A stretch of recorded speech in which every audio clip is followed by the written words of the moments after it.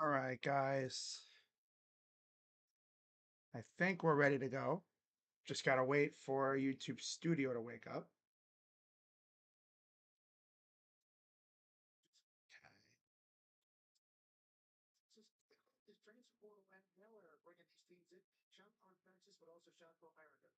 Right.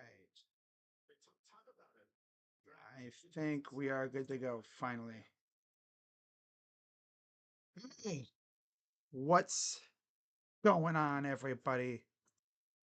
Crazy Dog back with another Ohio State Buckeyes live stream.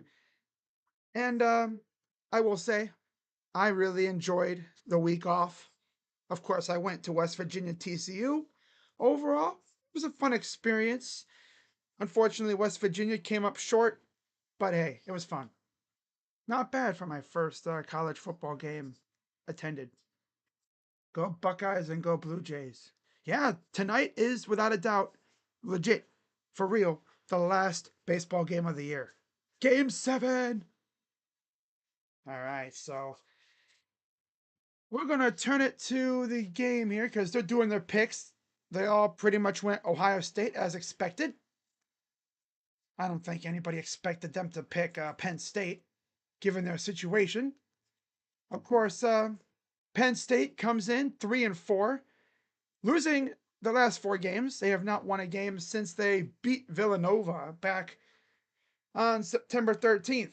They lost to Oregon, UCLA, Northwestern, and Iowa, all in excruciatingly painful fashion. See what happens here today. Big new kickoff squad about ready to get going. Oh my God, it's Brutus jumping off the top of the stadium 13 minutes before kickoff. And you look at Penn State, you usually think, oh, they have a chance, right? Well, everybody has a chance. But Drew Aller is out for the year. So they got Ethan Grunkmeyer, the backup quarterback. And then their backup to the backup, I believe, is actually injured. So, yeah, they got a situation there. So I expect Penn State to rely heavily on their run game. Katron Allen, Nick Singleton. Ah, if we stop them, I think we'll be good. The spread is Ohio State by 17 and a half. Total over under 45 and a half. And then money line minus 1400 for the Buckeyes, plus 750 for Penn State. All right. So actually, before we get rolling with this whole thing here, I gotta fix one thing about my scoreboard. There's one thing that I gotta fix up. All right. Now, where did it go? Here it is. Here you are. Gotta fix one little thing about my scoreboard. The freaking name Penn State's a little too close to the helmet. And if you're wondering what kind of helmet is that, I actually don't. I looked up Penn State helmet logo and that's what came up. I think that's the one that they use with the numbers, but there's no number on the side. I should have just done number 69 on the side. 6-7. People would be like, why is there 6-7? Ah, 6-7. I don't know how that became a meme to, the younger generation, but you know how they are. Everything can be a meme to them. It's the way they are. Everything's a meme to them. They're a bunch of trolls. Okay. Okay, gotta make sure the records are good. Okay, yep. Perfect. All set. Love when things go right. It makes things easier. Beautiful. All right, so I don't need that anymore. Okay, all good there. I love when things actually work out right. So yeah, we are about 10 minutes or so from kickoff. You know how Fox is. They take forever to get kick going. Joe Flacco is planning to start tomorrow. That's surprising. Not shocked. All right, this is Ohio State's first home game since October 4th. And you know they had to show out in recruiting for this. If I had to count, they probably have well over, like, from all the different classes, probably 60 kids, maybe more. And it's funny, I made that video on my Buckeye channel yesterday talking about visitors. Since then, it seems like there's been like another dozen more that have announced it. Of course, that's how they always do it. Through game, just kind of going over who has dropped in.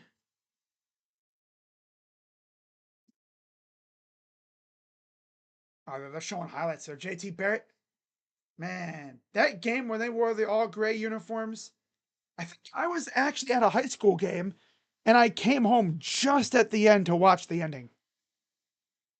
Yeah, that was fun. That was when Denzel Ward, I think, blocked a punt too. That was when Saquon Barkley took the opening kickoff to the house. So looking at the names that are in town for today, of course you have the commits. You have Favor Aki, Jaden Ricketts, Jaquaden Guilford, as well as Jameer Brown. It says he's a commit. Oh yeah, 2027. Duh. But Kevin Brown is currently a Penn State commit. He's in town today. He was in West Virginia earlier this week. And then you got just like Kevin Brown, you have other committed elsewhere, other players committed elsewhere. But also, let me actually go through the whole list of commits who are in town today. Favor Aki, Jaden Ricketts, Jaquaden Guilford, Brock Boyd, Sam Greer, Max Riley, JJ Perez, Sincere Johnson, CJ Sana. That's all class of 2026. Jameer Brown from the class of 27, as well as Angelo Smith. And then 2028 commits Elijah Hall and Jameer Weiss are all in town as well. Committed elsewhere, we have, well, I guess players that are committed elsewhere so far. You have 2026 O-lineman Kevin Brown. You have 2026 defensive tackle Emmanuel Ruffin, who Ohio State was heavy after during the summertime. He actually paused his original commitment date, pushed it back, and then committed to Colorado. And then you got a name that I'm sure if Steele Jackson were to pop in, I'm sure he would recognize this last name. That is 2026 cornerback Jay Timmons, currently committed to Florida State. That is the son of Lawrence Timmons. And then just recently, about an hour ago, it was announced that 2026 athlete, most likely a running back, Legend Bay, currently committed to Tennessee, is also in town. Then you have non-committed players, like, for instance, in the class of 27. Well, actually, it's all 2027. Yeah. You have Kamon Spell, one of the top running backs in the country in 2027. Running back Asa Barnes, wide receivers Blake Wong, and another former Penn State commit, Khalil Taylor, as there's Urban Meyer ringing the bell before the game. That's a new tradition that they've started, doing the victory bell before the game. You also have wide receiver Keyshawn Bowman. You have tight ends Jackson Dollar and Jackson Bollinger from the class of 27, as well as Anthony Cartwright. You have seems like a dozen O-linemen, including five-star O-lineman Mark Matthews. Then you have other potential commits in Kellel Johnson, O-lineman, Kellen Weimer, Braden Chafin, Pat O'Brien, Mason Wilt, and Davis Seaman. D-lineman Carlos May, edge rusher Rashad Streets, Quentin Cipher, linebacker, Sean Fox, another linebacker. Then you have a trio of really good corners and Xavier Hassan, Josiah Molden, and the top cornerback in the country in 2027, John Meredith. We also have safety Marquise Bryant, long snapper Colton Wagner. That's not common, seeing a long snapper, but okay. And then class of 2028, you just have, again, Elijah Hall, wide receiver Lorenzo McMullen Jr., edge rusher Darian Prescott, edge rusher Jaden Bell, and then cornerback Amir Sears. That was an absolutely stacked list of visitors for this game. And as the Buckeyes enter the field, as we have entered within 4.5 minutes to go before kick, Buckeyes, of course, as always, rocking the classic scarlet jerseys and gray pants. I wish they would rock a throwback every once in a while, like they used to. I am getting chirped at by this freaking bird outside my window. I swear to God, I'm going to freaking wring its neck and turn it into a chicken tender meal thing. Damn. The freaking little pint-sized rooster thing. I don't even know. The damn thing won't shut up. God.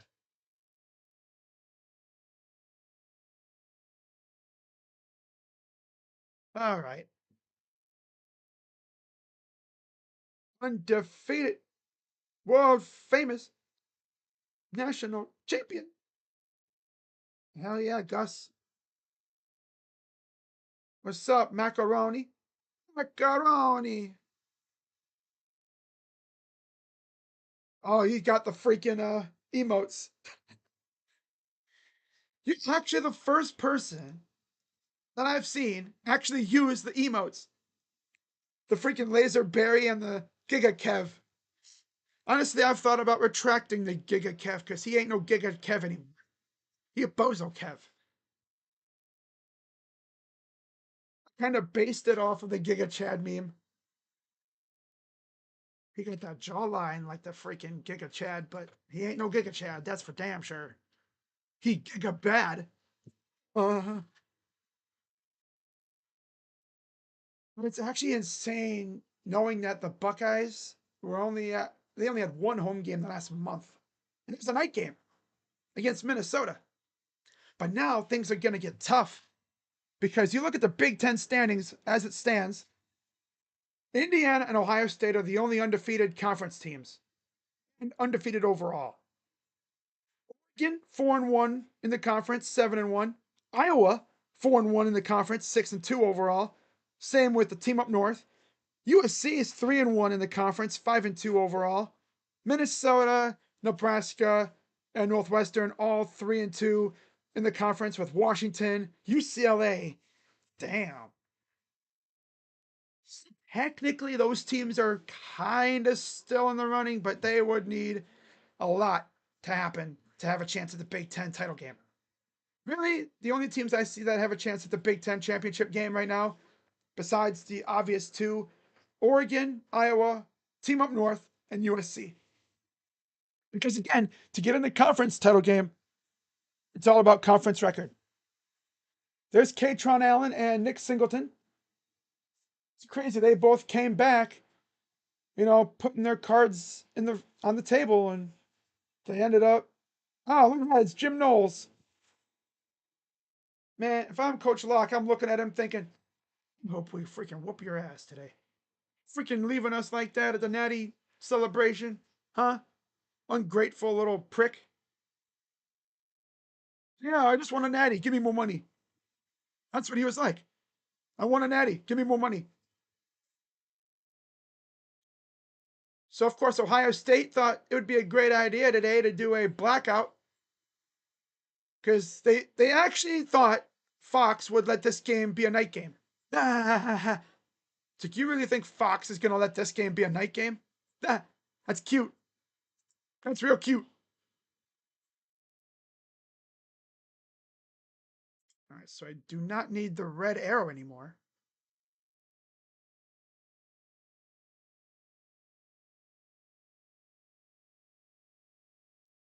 Should I save the red arrow? Yeah, I don't need it anymore. Okay, there we go. Drew Aller, of course, is with the team, but obviously he's not playing the rest of the year. His college career is essentially done, I think. You see his stats: 8 touchdowns, 3 interceptions this year. Not really that good. I mean, he was mid. 50-degree temperature, 62% humidity, 4-mile-per-hour winds, and Ohio State will kick to start the game. All right. So Penn State will start.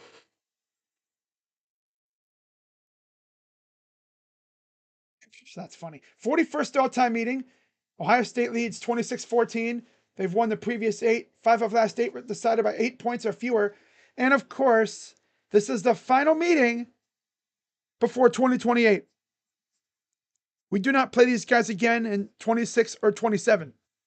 So the next time we'll be seeing Penn State will be 2028. And the kick is away. And it'll go into the end zone. Touchback. First look at Ethan Grunkmeyer. From Lewis Center. Second career start after Drew Aller hurt himself a few weeks ago.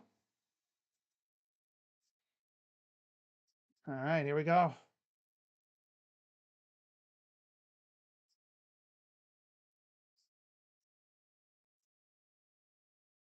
There's a small little group of Penn State fans. Oh, no Penn State band today? Damn, they didn't bring the blue band with? Like, barely a few hours away. Why don't you bring the blue band with you? Damn. I guess not. Who cares? All right, 1st and 10. They're going to pitch it. Katron Allen, right to the 50. First play of the game. Like I said, they're going to be running the game. They're going to be running the ball like crazy because they ain't about to have their quarterback sit back there against this defense. Shelton, Ione, Dawkins, Shanahan, and Dunko up front. Allen, Hudson, Ross, Pena, and Reynolds are their backs and receivers.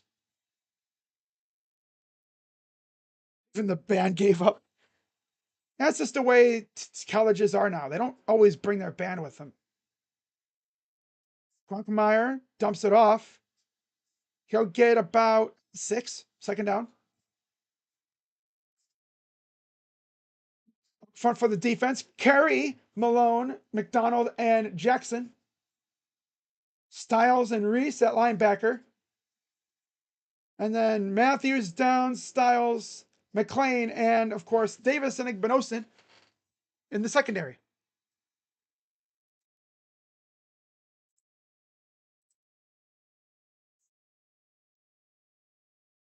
Shotgun for Grunkmeyer. Yeah, they swallowed him. Yeah, okay. And who it is? Kenyatta Jackson with the stop.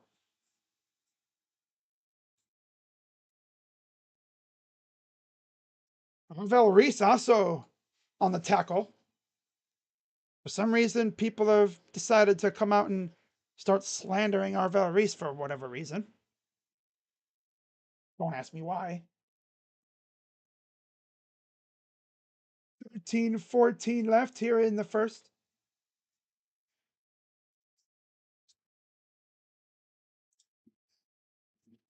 Shotgun for Grunkmeyer. And they get about 3. So it'll be 4th down. Yeah, they're not going to pass it really at all. If they do pass it, it won't be anything crazy.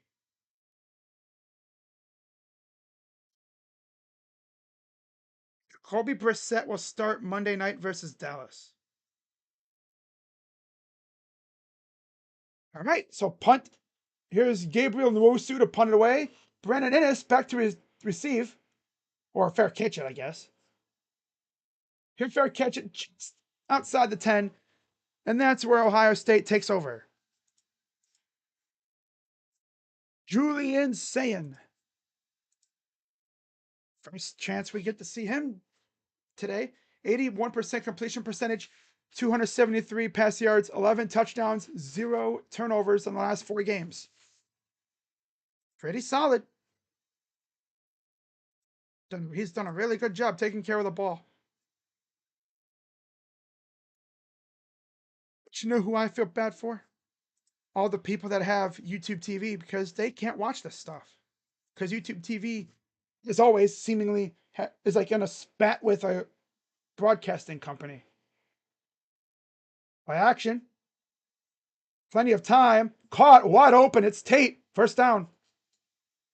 He had all the time in the world. Went and got a sandwich, ate it, and still would have had time. Sirveld, Montgomery, Hinsman, Shabola, and Daniels up front. Jackson, Ennis, Tate, Smith, and Clare, the backs and receivers for Ohio State.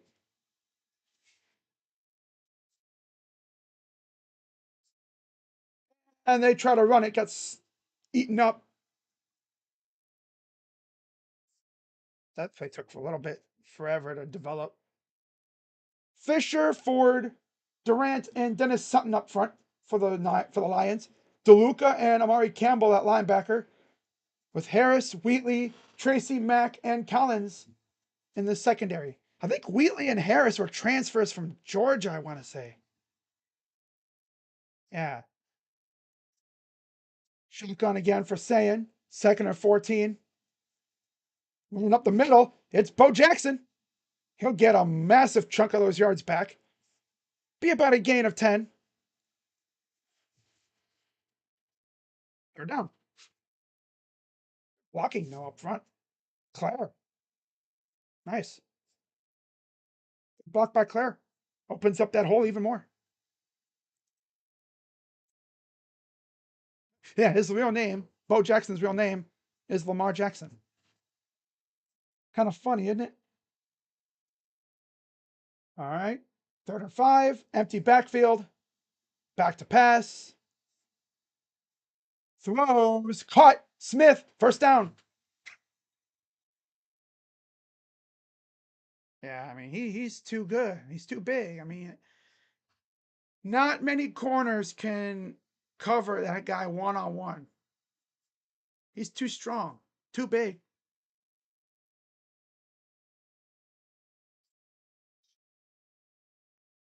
First down, drive continues. All those Buckeye leaves on Sayin's helmet already. Snap, back to pass. Caught. That's Claire. I'm sorry, that's not Claire. That's Christian. Yeah, that's Christian. I just saw the 8. I didn't see the 6 or anything. But still, good catch. Got a couple yards. I'm laughing at that comment, Fox. Even the band gave up. No, the way financial things are these days, some universities just don't bring the band. It used to be like where every team brought their band wherever they went, but nowadays they don't bring their band really much, unless they got the band up top or something. 2nd and 7. Throws. Slant to Smith, first down. I want to see them try to get Jeremiah in the end zone. Now that would be fun.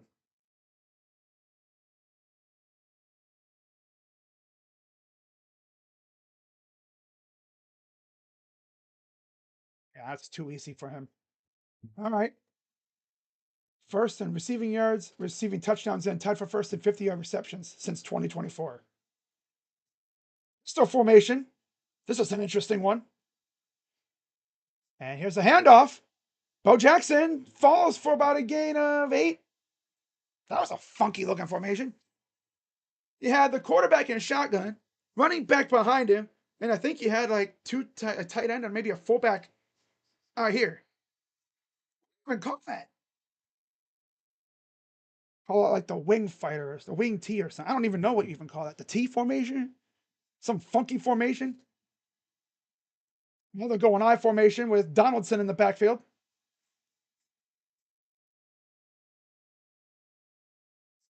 Donaldson gonna pop it for a first down. And they're inside the 25. About the 23-yard line.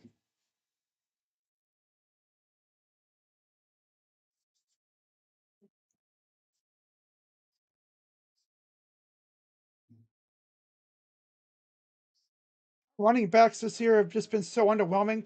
The freshmen have stepped up. We saw Isaiah West last time we played. Probably might see him a little bit more today. Shotgun. Fake pitch. Throws wide open. It's Claire. And he'll get about 6. Hopefully getting Claire more and more involved. It's got to be fun for Max because he came from Purdue. They don't really have a lot of playmakers at Purdue. You know, I know they had a really good running back, I think, but that's about it. So he comes to Ohio State. He's got weapons all around him. Teams just can't focus on stopping him. A lot of movement up front. Shotgun. Hands it off. He'll get about maybe a yard, half a yard, third down. Ryan Hartline must have heard the slander about being too vanilla. Now he's like got these guys lining up in some funky formations. But it would have been cool if they would have been able to block up front. It would have been nice. There's Ryan Day. Pacing up and down the sideline. All right, let's see if they can get this first down. 3rd and 3.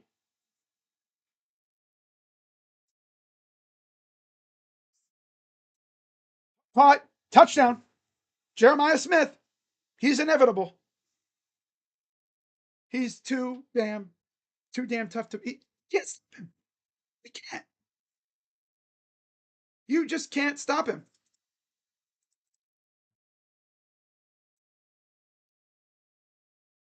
I mean, safety came down to try to blitz.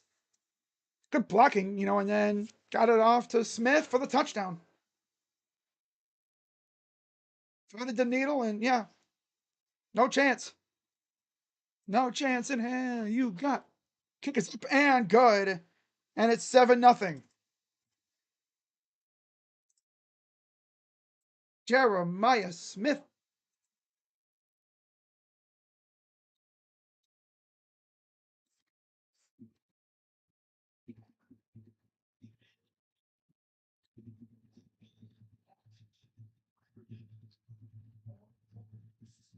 You know what's even scarier? I think, oh, this offense is scary enough as it is. Wait until next year.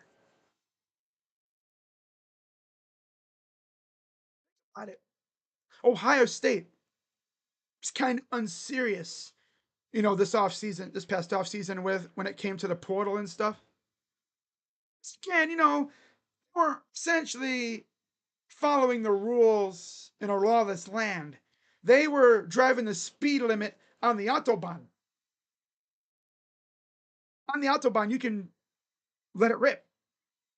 That's essentially where all like the German manufacturing companies, that's where they test out their supercars, pretty much. The Autobahn. There's no speed limit on most of the road. I think there's like some portions where there's a speed limit, probably like where there's towns and stuff. Because you don't want someone in a freaking Bugatti zooming through a town and then eviscerating somebody who's trying to just simply cross the street. For the most part, yeah, there's like there's no speed limit. How Ohio State's going to act in the portal this time around might depend on what they do this year. If they go on another big run, I think they're going to be more aggressive in the portal.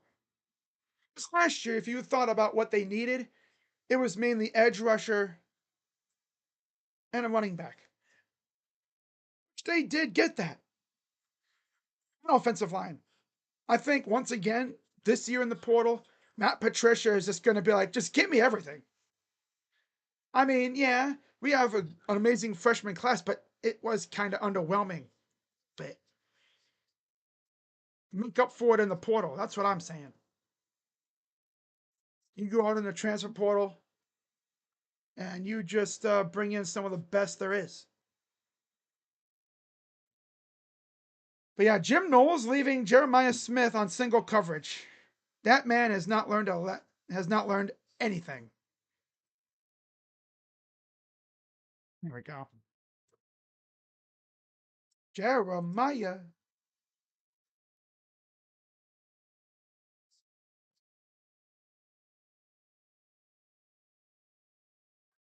24 games. He has 25 touchdowns.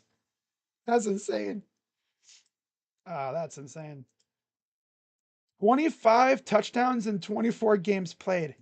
Oh, well, Quinshawn's at the game. I figured he would be because it's a bye week. Yeah.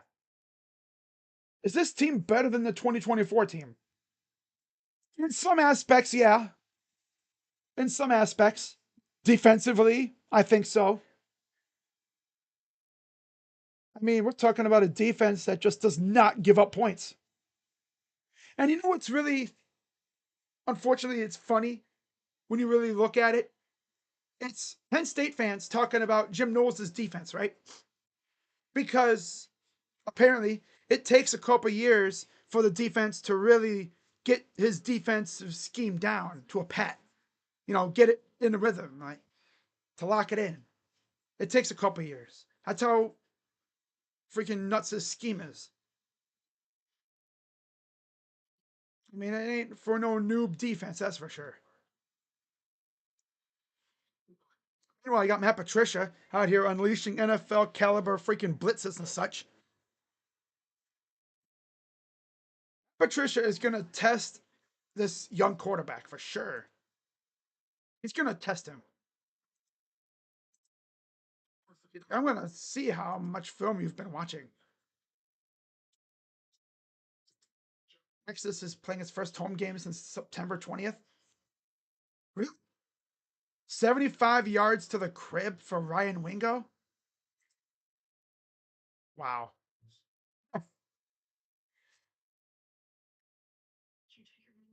Wow. Oh, yeah. Ohio State honored Nick Mangold and Bob Maggs, Mason Maggs' father, with a pregame moment of silence. Yeah. Bob Maggs is the father of the walk-on quarterback for Ohio State.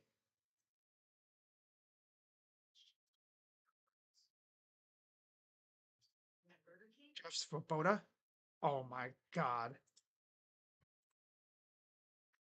They recreated Rob Gronkowski's 2006 Ohio State recruiting trip photo. That's freaking hilarious. Obviously, on the other side of the stadium, because he's a part of Big Noon. But back then, he was with the student section because he was on a visit for football. Man, Gronk said he was blitzed out of his mind in that photo. He was gone, like he was drunk as hell. Too many frat parties. Oh, that's great. That's great. All right. If we win the 12th game, this team is better than last year's, even if they don't win the championship. If they actually go undefeated in the regular season, and yeah. But I'm not focusing on that right now. I'm trying to win this game.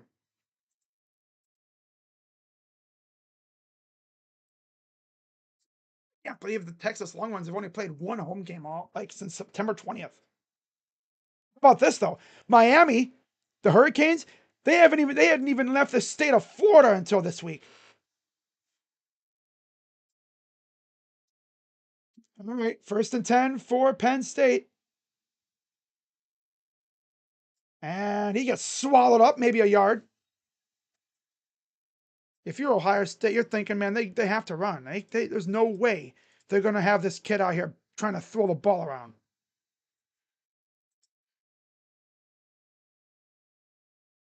Because that starts happening, and you're going to see him get rattled.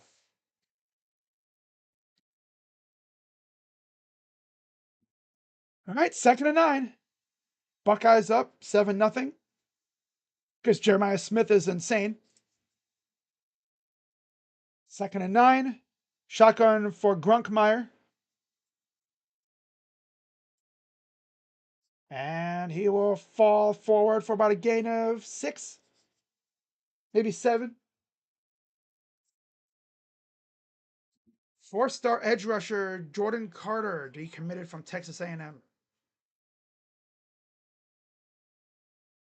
Amari Dorsey has committed to Texas A&M from earlier today.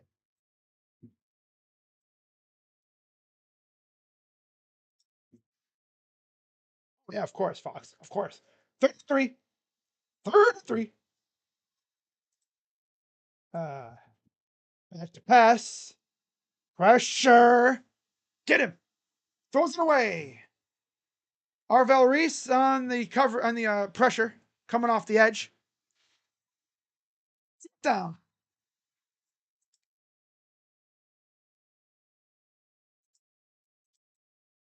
Arvel Reese coming on the edge there as an edge rusher. Beats the left tackle, and Grunkmeyer just had to, at least throw it away, which he did. So another punt coming up. Got to be wary of a potential fake, which they do punt it away. Fair catch, and that's it for that. Buckeyes get it back.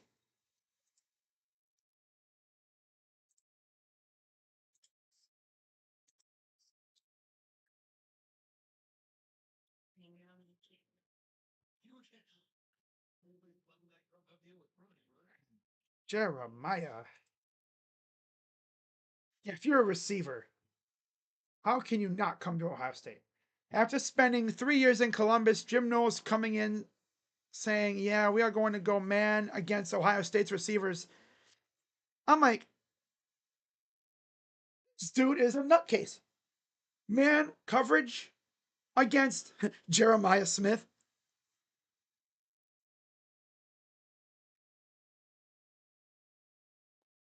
And Parnell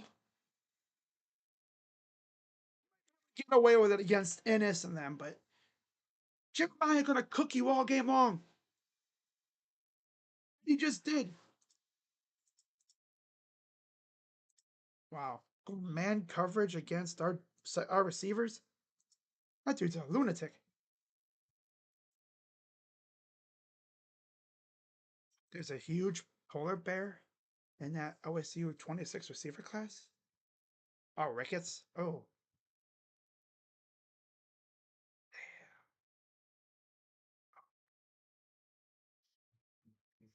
yeah. He's talking about Ricketts on Twitter.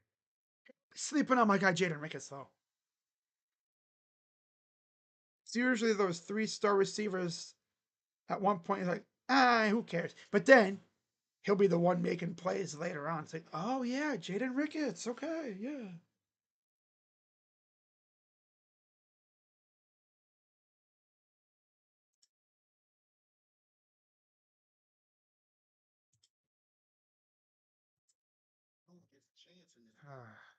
Jeremiah Smith is inevitable.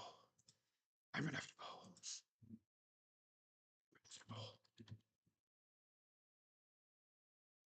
Yeah.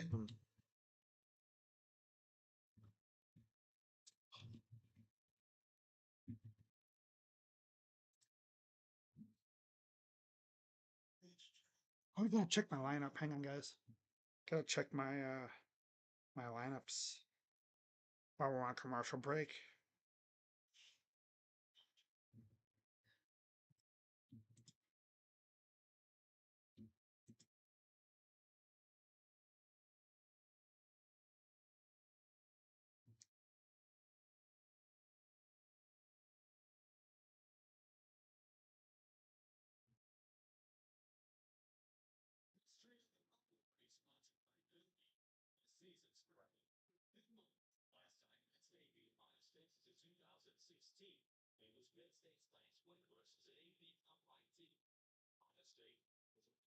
Wow. Yeah, we've had some pretty great games lately between these two. Ohio State with the ball back now. 1st and 10 at the 25. Sand gonna hand it off. West gets about a yard.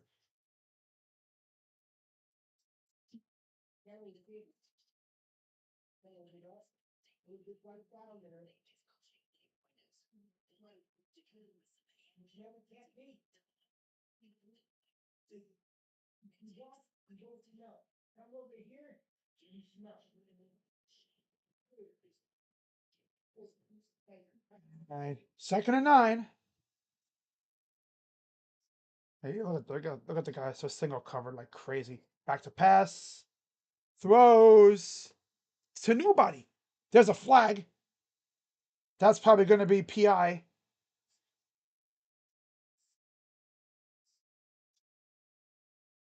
This is acting like it was PI on Penn State. He's grabbing him like crazy. Holy crap. He's grabbing dude like crazy.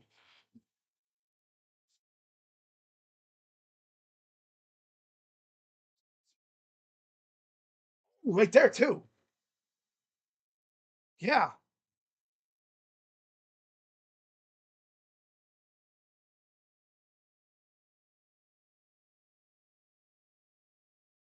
Yeah. Yep. Roughing the passer.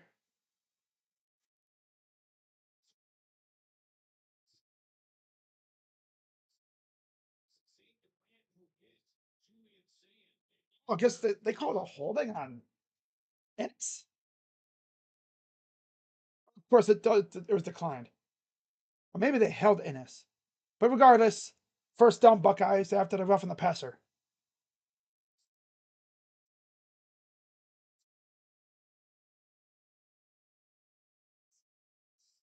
Shotgun for Saiyan. Running back to his left. Wide open. Oh my God. It's this. Wow. And Brandon Ennis sighting. Wow.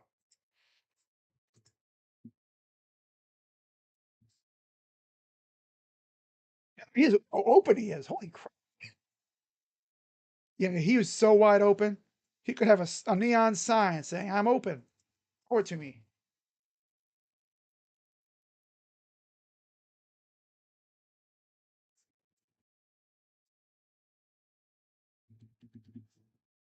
Shotgun.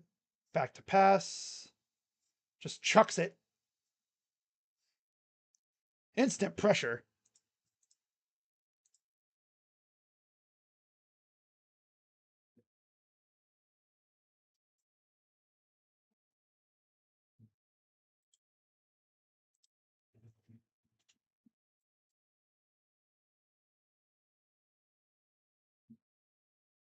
Second down.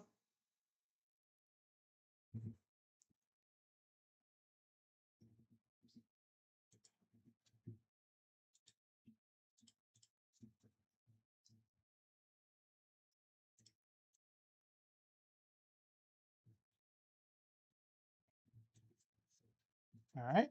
Empty backfield now. Really spreading it out. Now they're going to converge, everybody. Shotgun for Saiyan. Hands it off to West. Runs a couple dudes over. He'll get the first down. So look at the bulldozer that is Isaiah West. I believe he's from St. Joe's Academy. Yeah, I'm pretty sure he is. From right outside of Philly.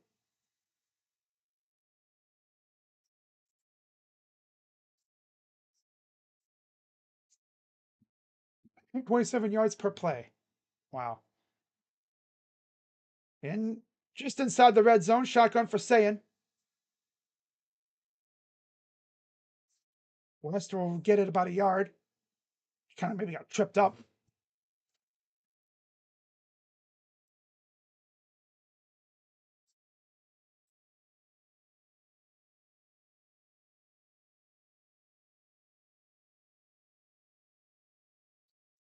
There's Jim Knowles up top, as always in the crow's nest, I guess you could call it.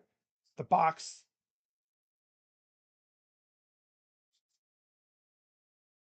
Ryan Day again, pacing back and forth. Quick pass. It's Ennis. Shakes one defender, shakes a couple more defenders.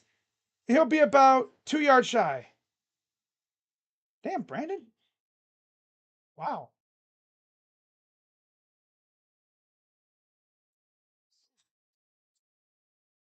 Slips through a couple defenders. It'll be about 3rd and 2.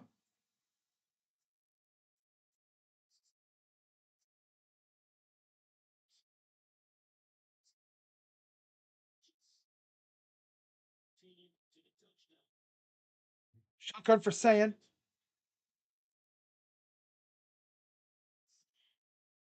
First down. More. Near the 5. Well, they're going to say you got about essentially 2 yards. So that's still good enough for a first down.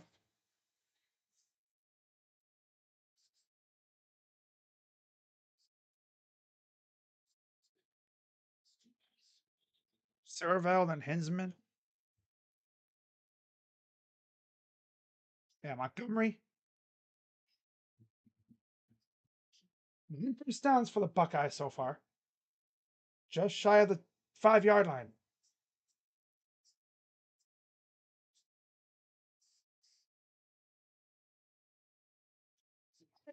Dude, throwing all these different formations out here. You know, you got guys doing motion this way and this way, converging, spreading out. You got a tight end in the backfield. It's like, did Brian Hartline like go snooping through his drawers and his desk, and did he find like a Chip Kelly like formation sheet or something that he left back? Because all of a sudden we're seeing all these funky formations. It's like, oh, okay. So that's it for the first quarter. Didn't even know the quarter was ending, but okay. Pretty quick quarter. Oh,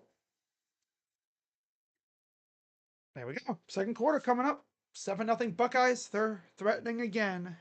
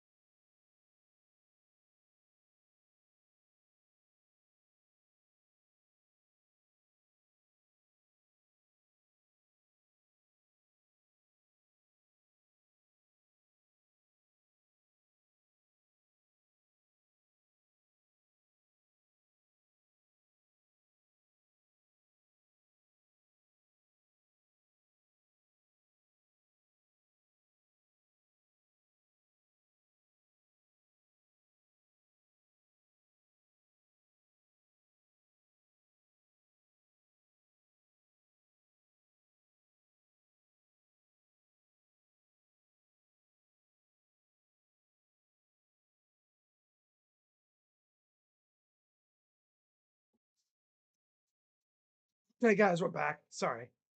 Had to blow my nose, and I know y'all ain't trying to see that.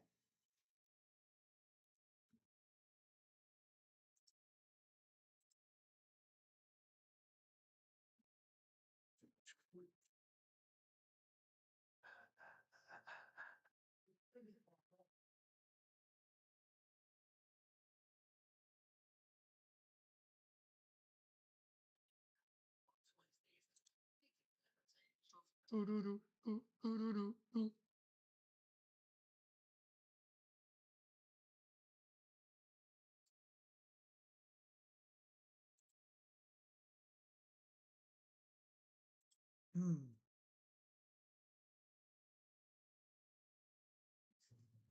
Remy shifted into a ninja formation. Throws a bomb on 3rd and long. Yeet. Oh, nice. Wow. Okay, okay, Army.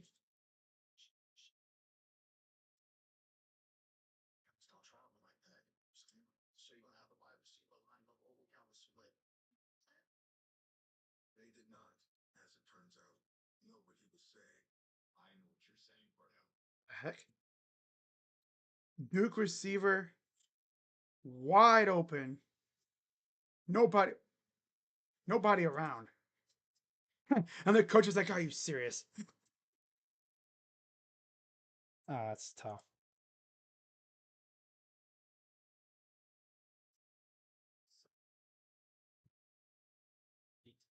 Okay.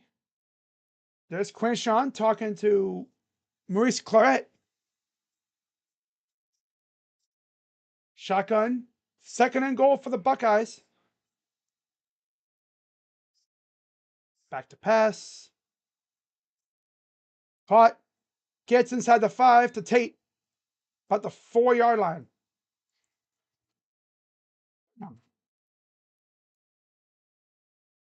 What funky formation are we going to see this time?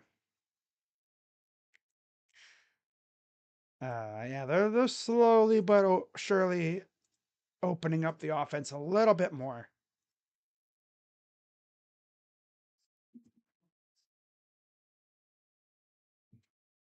Pulls in the backfield. Tate will motion up top. Watch out for a fade to Jeremiah. Snap. Throws it to nobody. Well, tightly defended. Trying to go to Peoples. Still, just love throwing the ball inside the 5, but I mean, okay. 4th down.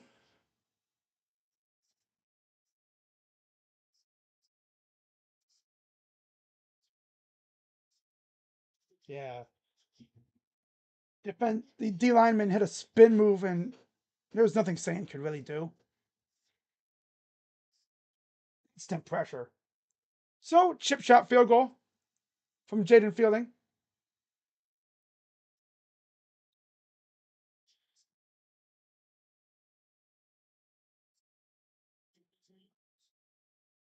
He's up and good. 10-0 Buckeyes.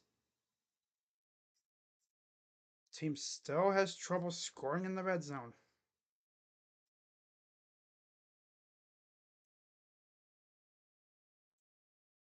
Knew I forgot to change something from the last stream I did. Okay.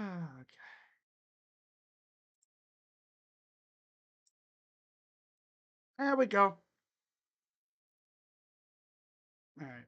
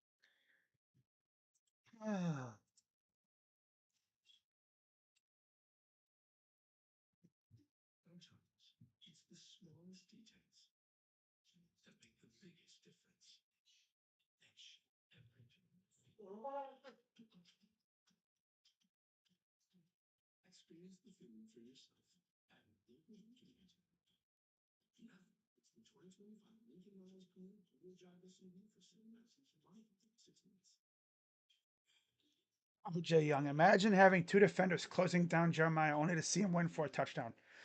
Right? Right? Exactly.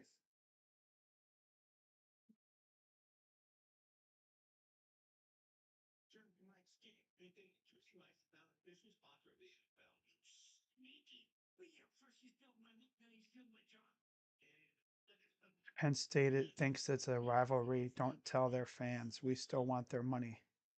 Damn. That's tough.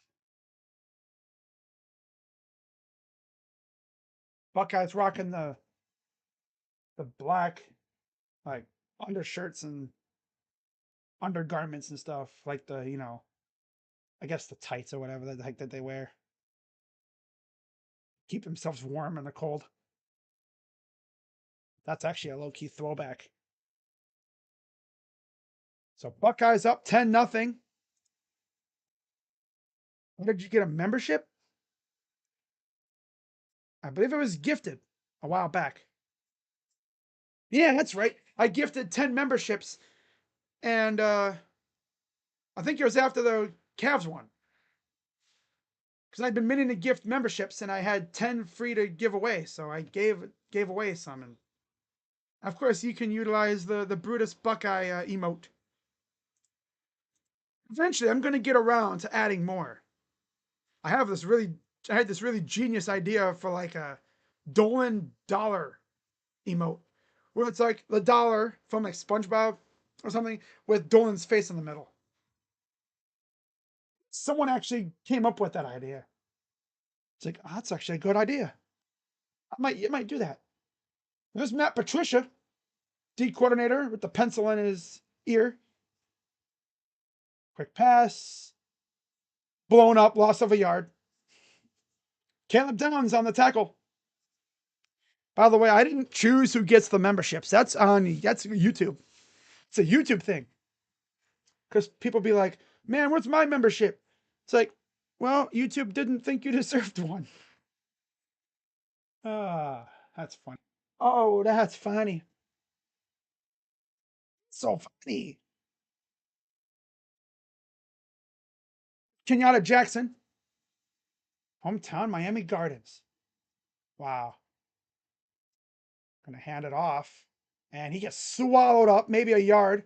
So he got back that yard that he lost. Maybe another yard, but nothing much there at all. We're down in about 10, 9, maybe. Being generous. Kenyatta trying to get the crowd hyped. Like say, come on, come on. Get loud, damn it. That's what you're here for. Get loud. Ah. 3rd and 9. So they did give him an extra yard afterwards. Okay. Off a pure just, push alone. Shotgun for Grunkmeyer.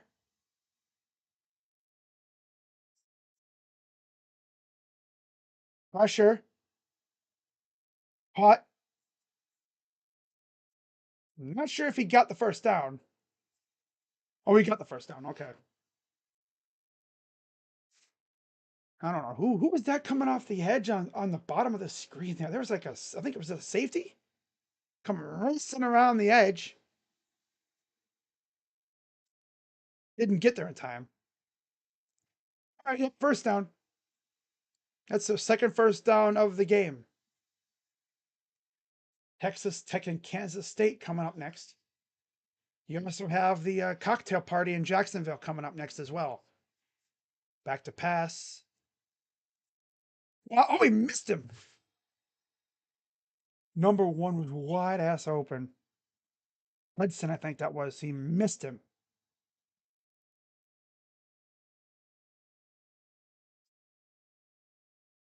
He rushed it maybe a little bit, but he had him. Just missed him. That's the problem, when you got a quarterback like this, second career start in a hostile environment. Got to rattle him. And there's, nice dump off. And he'll get to the 50. That's Singleton.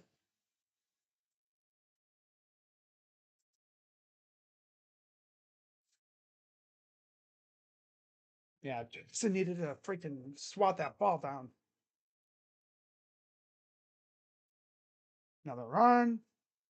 Gets in the Buckeye territory.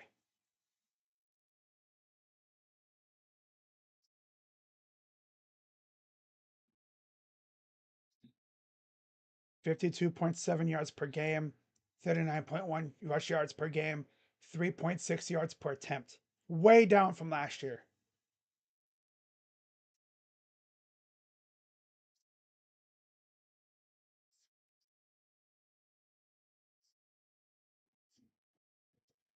Under center.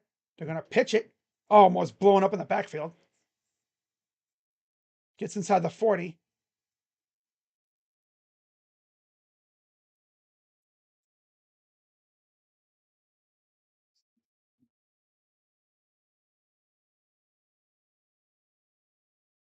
Kenyatta almost blew that up in the backfield.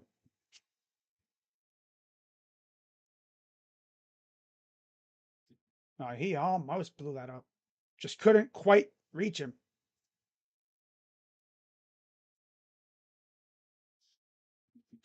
First and 10. Inside the 40.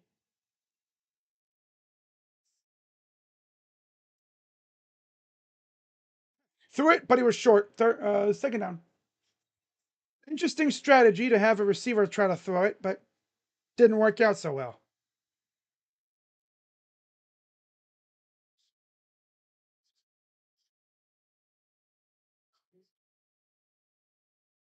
Oh yeah, Sean Clifford's brother, Liam Clifford.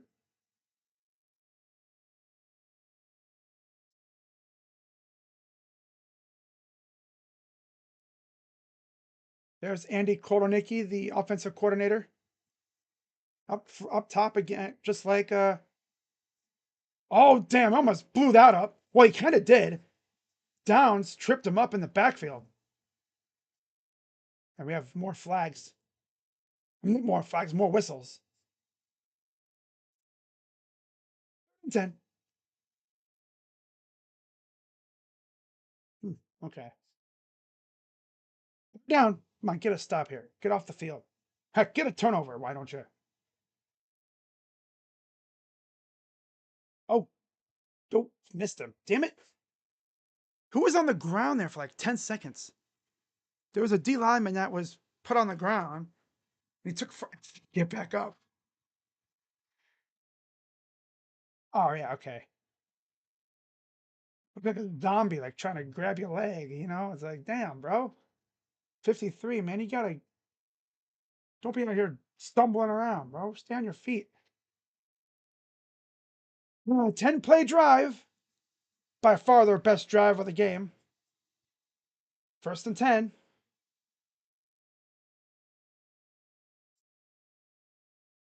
Get about 3. And somehow this will probably end up being a field goal. Because as you know, with this defense, the closer they get in their territory, they just stiffen up.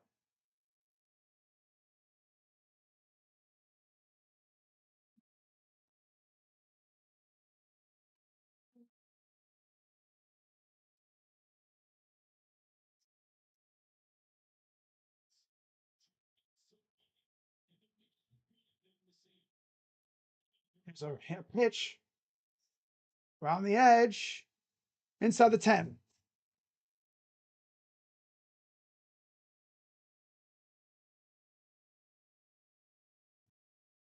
Come on, friggin' Patricia. What the heck's up with this defense all of a sudden?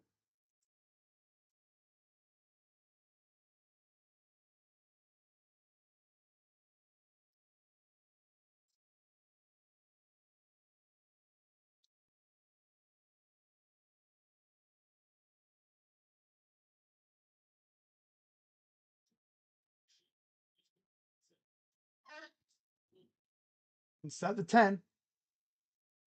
We have a timeout. Timeout, Ohio State.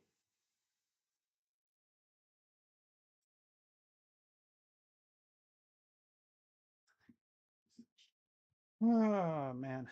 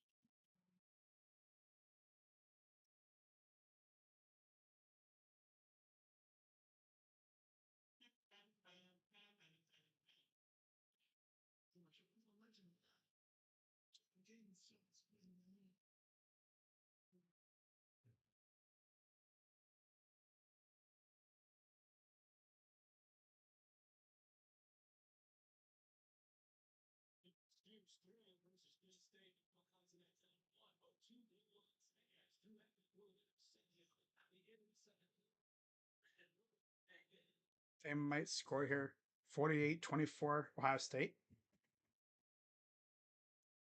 You know how this defense is, though. Have not allowed touchdown in the first half this season.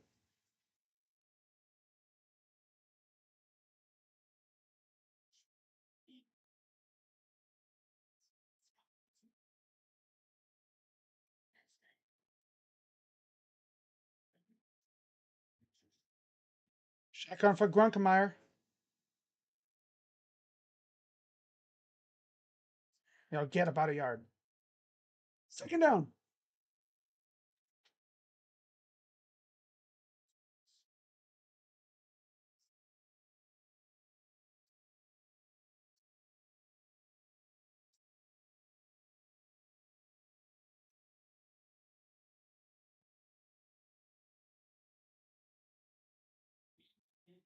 Play drive, almost 7 minutes elapsed, and 67 yards.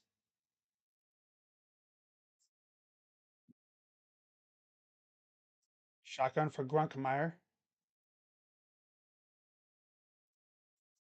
He'll get to about the 3. Third down.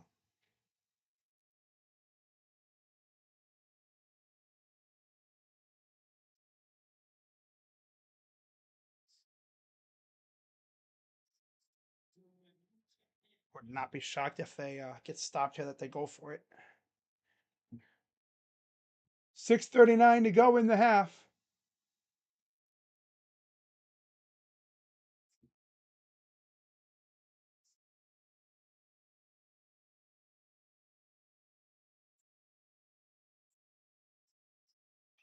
Shotgun.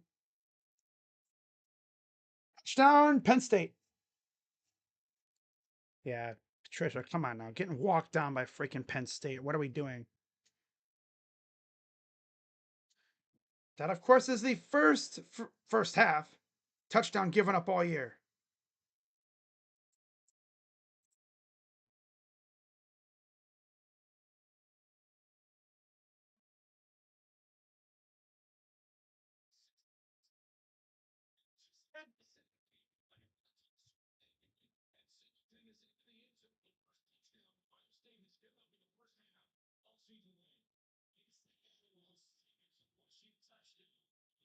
Yeah, kick is up and good. All right, 10-7.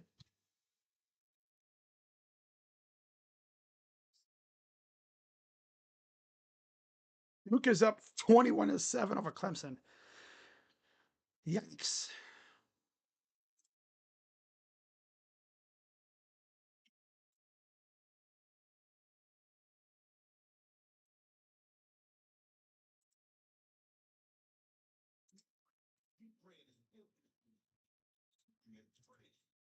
Yeah, it was a heavy Allen Singleton drive. Multiple no calls for holding. It's pretty much the same play. Yeah.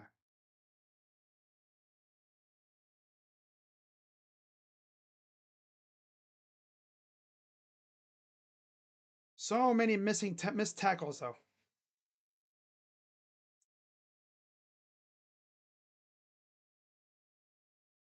They're coming off the edge. Would be like that close to bringing them down and whiff, whiff, whiff. Not as bad as the Browns though.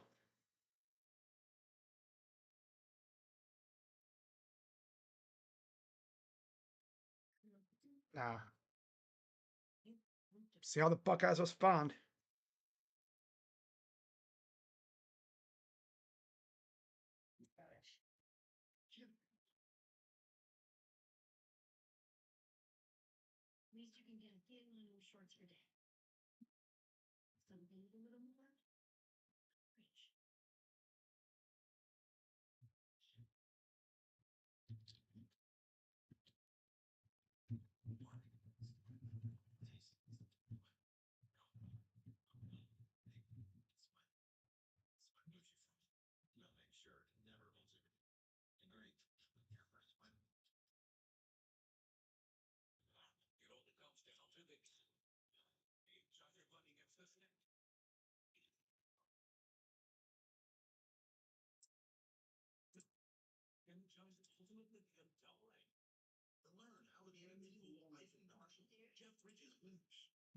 Got to go down and respond. I mean,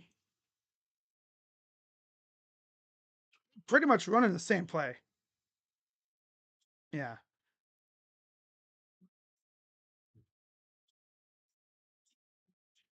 It's just, running outside the tackles. Mm-hmm.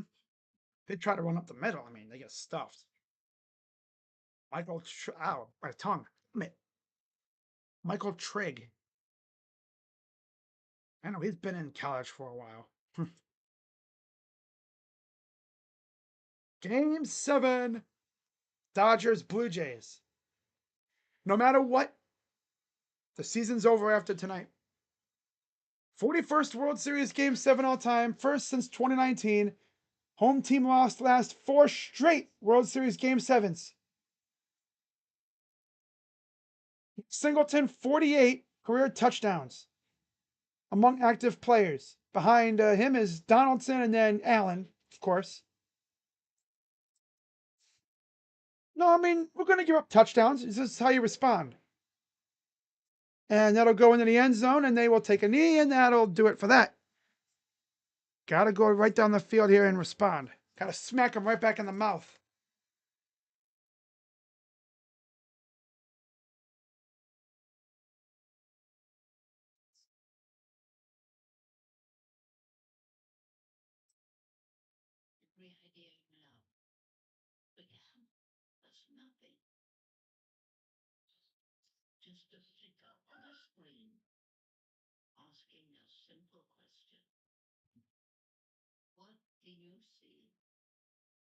Just spam the same play.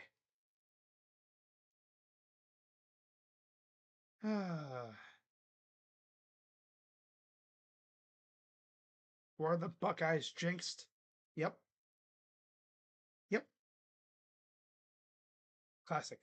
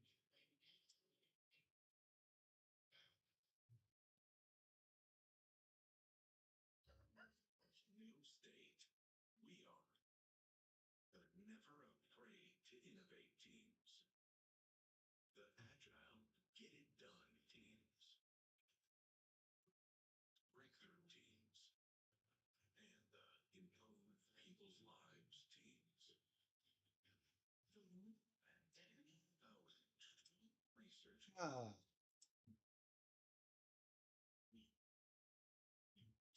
Commercial kickoff commercial. No, I hate that too. I hate that. Now, mind it if I can understand it if it's like 2 minute warning, right?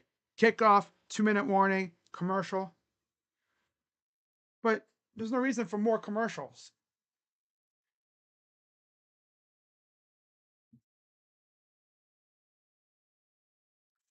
Ohio State back with the ball, up 10-7.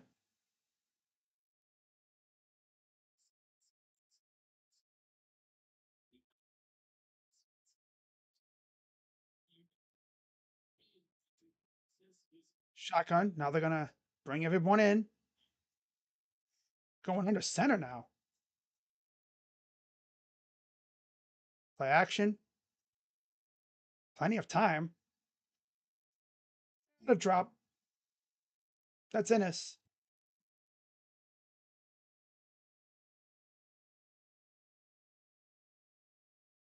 Doesn't have too many of those. It was a little okay. No, it was too far out. I think Innis might have went a little too far, too deep in that route. Yeah. If you managed to fingertip that ball, that would have been impressive. 2nd and 10.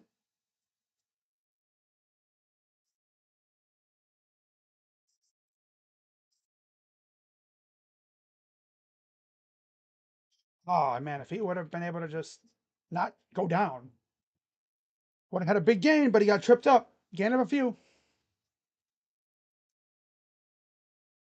They're running legit like funky pistol formation type thing. Yeah, he just got tripped up there.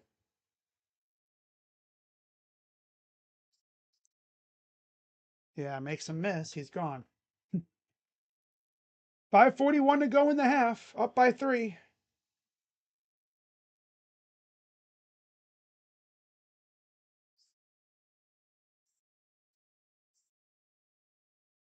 For it. First down.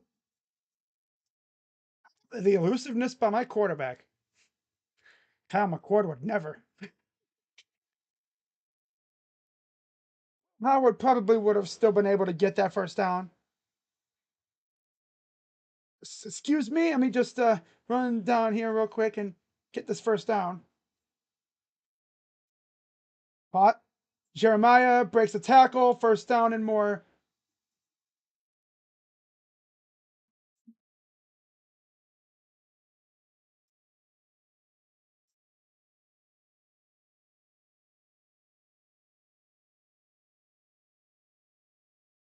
Or 48 and counting here in the second quarter.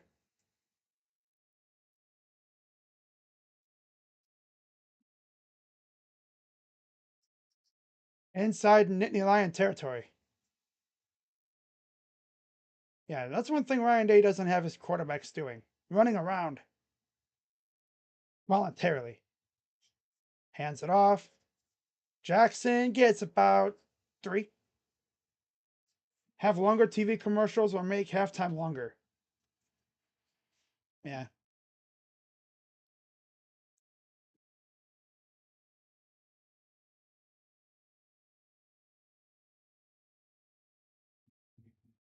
.402 to go here in the first half.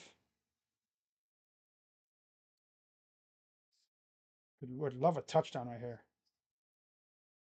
Oh, God, I remember the stumbling. Play action. Locks, launches it. Got a man open. It's Tate. Touchdown. Yeah, he had Tate open and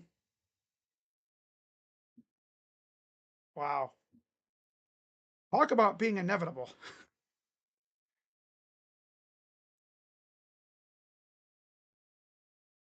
Oh, no, Tate runs right by the safety.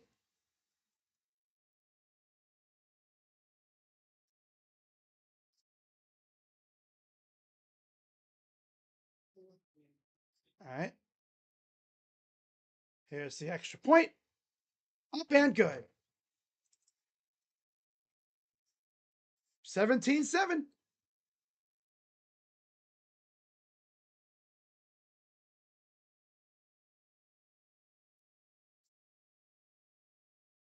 But yeah, like they're saying, this whole thing started on that third down. We're saying scrambled for it.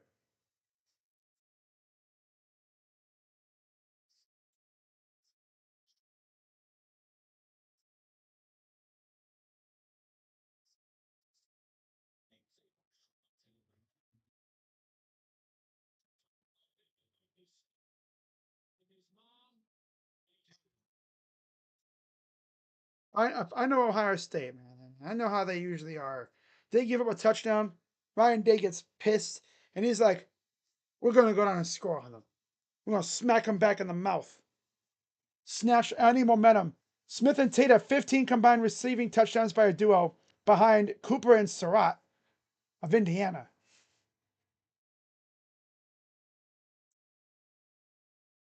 Sway,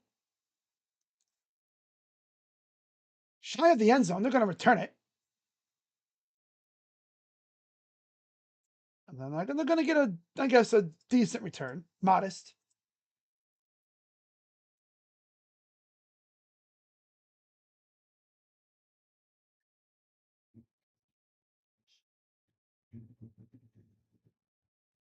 Be ready for more out runs to the outside, because you know that's probably what they're gonna do.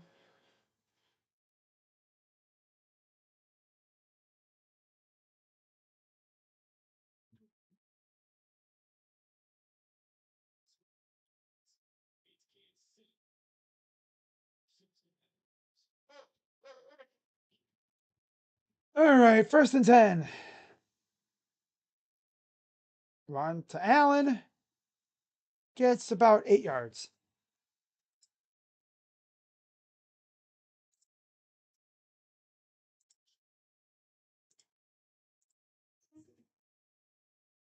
Back to pass. Throws. Oh, he dropped him. He missed him. Again. 3rd and 1. Just a bit off.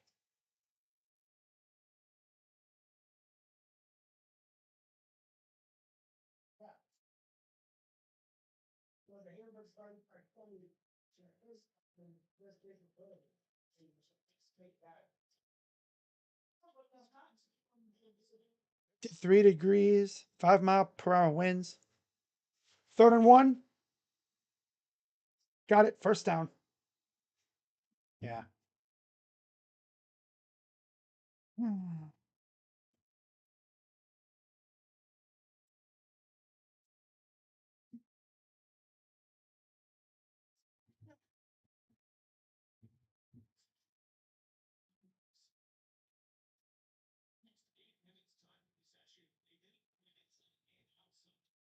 68 rushing yards to 52. Penn State leads.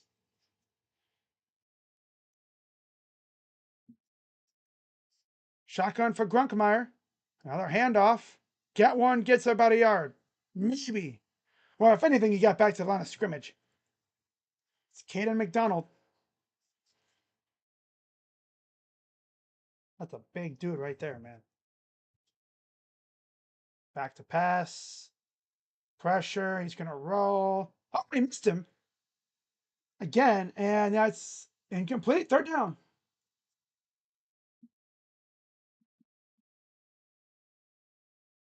Good pressure on that play, too.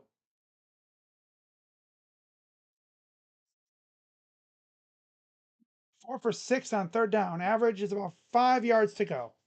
This is 3rd and 10.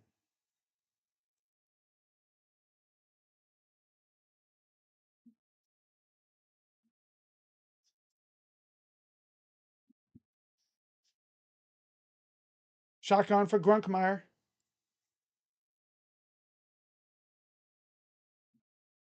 Missed him again. Wow. 4th down.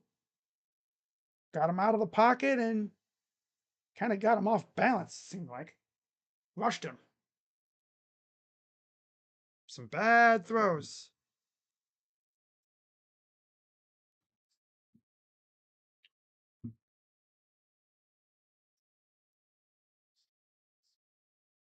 Ohio State has 2 timeouts and 2-minute warning. Nwosu back to punt it.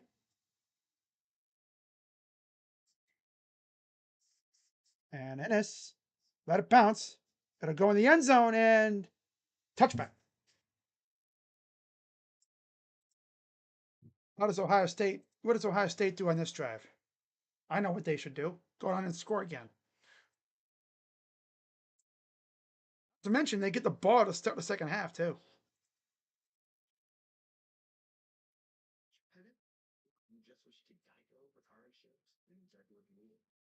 Yes, sir. Yes, sir. Think European accent gave it. Colleen? Not even was it. Maybe I can go. No way. It's the guy go get go. This guy who's crossing. 64 across is clear. Thank you. Get more support. Is that him? Get more with that now.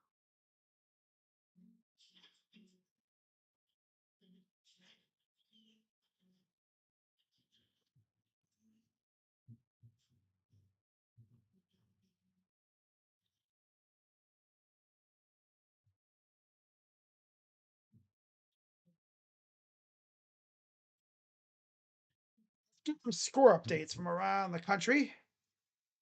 About to eat some potatoes and fish. Wow, look at you. Penn State punter is bigger than Dylan Gabriel. Damn. Damn. Really? You got to go there? Wow. Wow. That's how it is? Okay.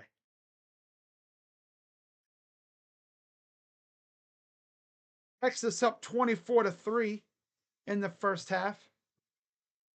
Vanderbilt getting exposed. Yeah. They're getting exposed by Texas today, man. Damn. Illinois up over Rutgers 7-6 late in the first half. Duke and Clemson tied at 21. 21. Miami and SMU tied at 7 in the first half, late in the first half.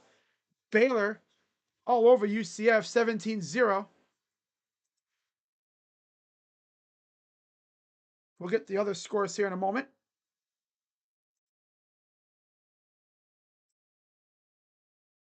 Houston losing to West Virginia 21-14. Wow. But it looks like Houston's about to score.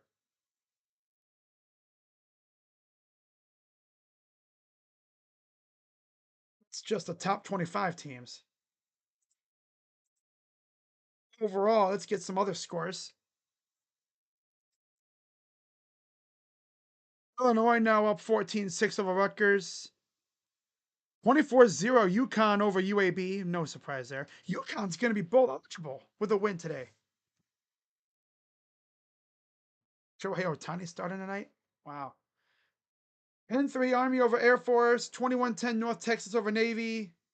14-0 Buffalo over Bowling Green. Iowa State over Arizona State 3-0. That's in the first quarter. And that's it for the scores for right now.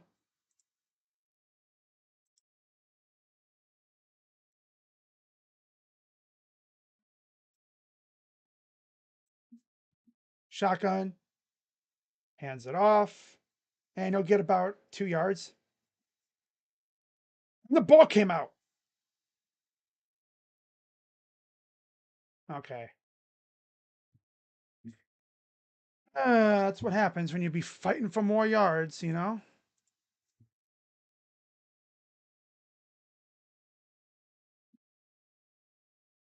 Freaking Donaldson.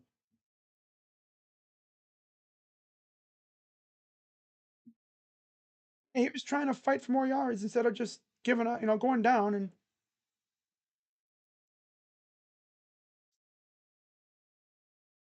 just took the ball right from him. A ball popped right out. Nobody even knew where the ball was.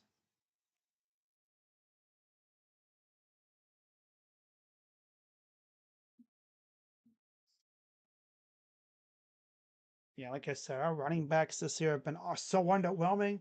We've had to rely on the freshmen. And they're going to review that. UConn needs to join the Big Ten? No.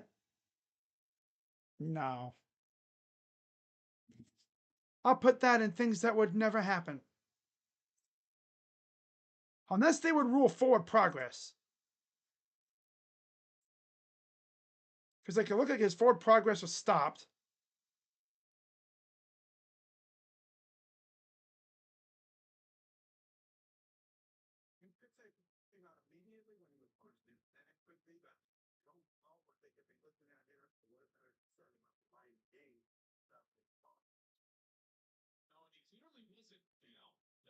He wasn't down, obviously.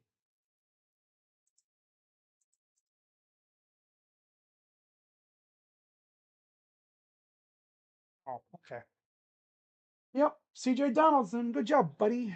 Hold on to the damn ball. They get the ball already pretty much in the red zone. Yeah, we're not going to be seeing Donaldson much. More reps for the freshman.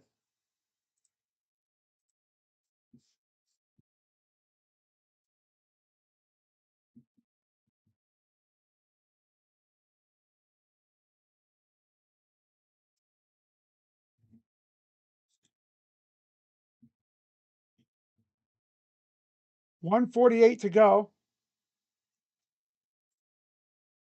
Freaking Donaldson.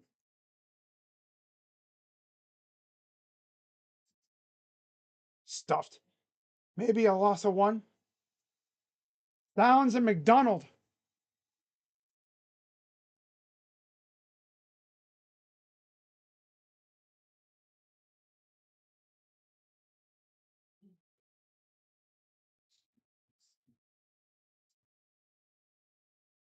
There's no gain. 2nd and 10.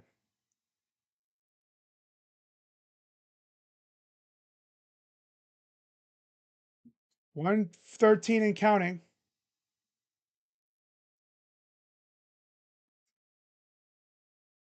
And fall forward for about a gain of about 3, maybe 4. They're down.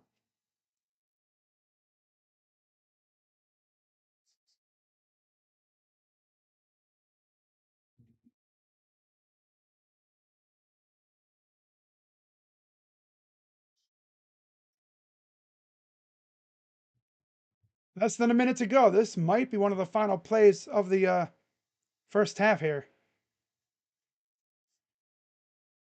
And now they're going to go. Oh, that's just Grunkmeyer in the backfield. Okay. No.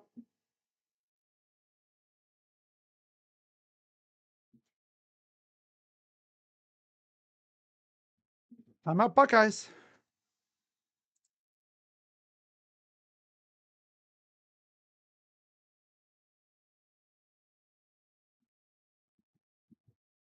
Oh, man.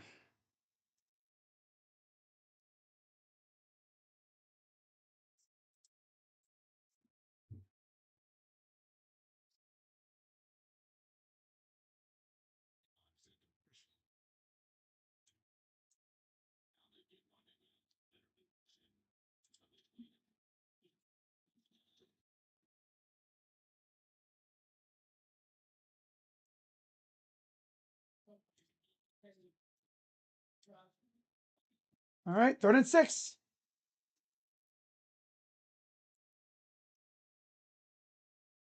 I want to see us get a turnover right here.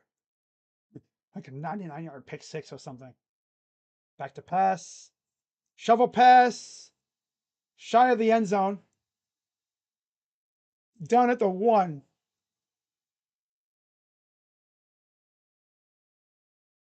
Try to shovel pass. First down.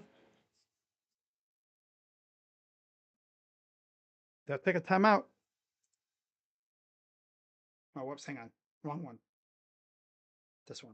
There we go.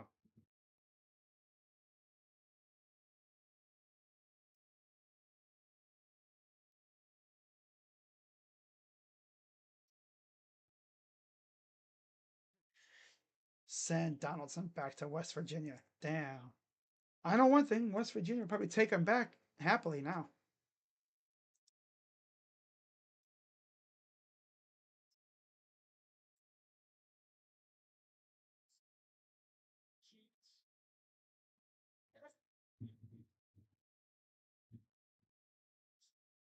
Yeah, this running back haul that we got in the portal, and I mean, like the haul that we had in the portal in general from this past offseason has been very underwhelming. Besides Max Clare, complete opposite of last year. First and goal, nope, stuffed. Now this said he got in. Good job, CJ Donaldson. You bum, you can't freaking hold on to the ball, and they score. Wow. Yeah, he scored. Yeah, honestly, I wouldn't be surprised if that was it for CJ Donaldson. Knowing Ryan Day, he's benching him for the rest of the game. Wow. You had the ball, 2 minutes to go, looking to go down, and what do? Fumble.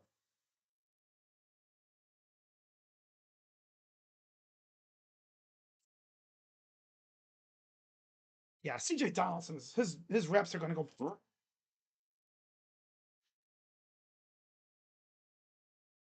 goes up and good.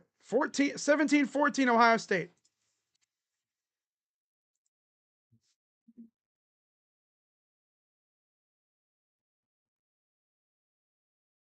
But of course, like they said in the pregame, I mean, the last, what, 8 matchups between these two have been decided by 8 or less points.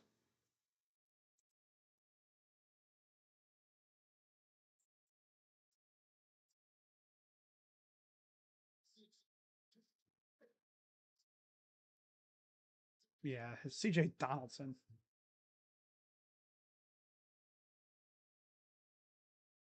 I mean, if you actually, I'll look at the transfer portal haul from this past year, and we'll go over like how they've done. Because unlike last year, I mean, well, yeah, last year's transfer portal haul was mainly Caleb Downs, Seth McLaughlin, and Quinshawn. That'll be something fun to do during halftime. Just go through all the recent transfer portal classes and see how they've done.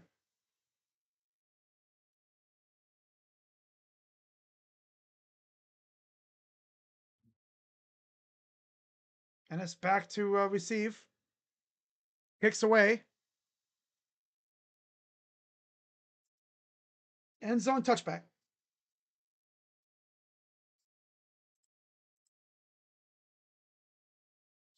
Hmm.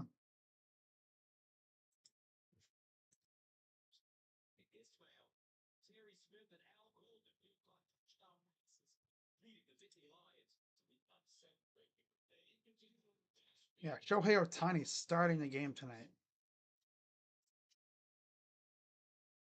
Oh. And they're going to take a knee, and that'll be it for the first half. 17-14, Buckeyes up.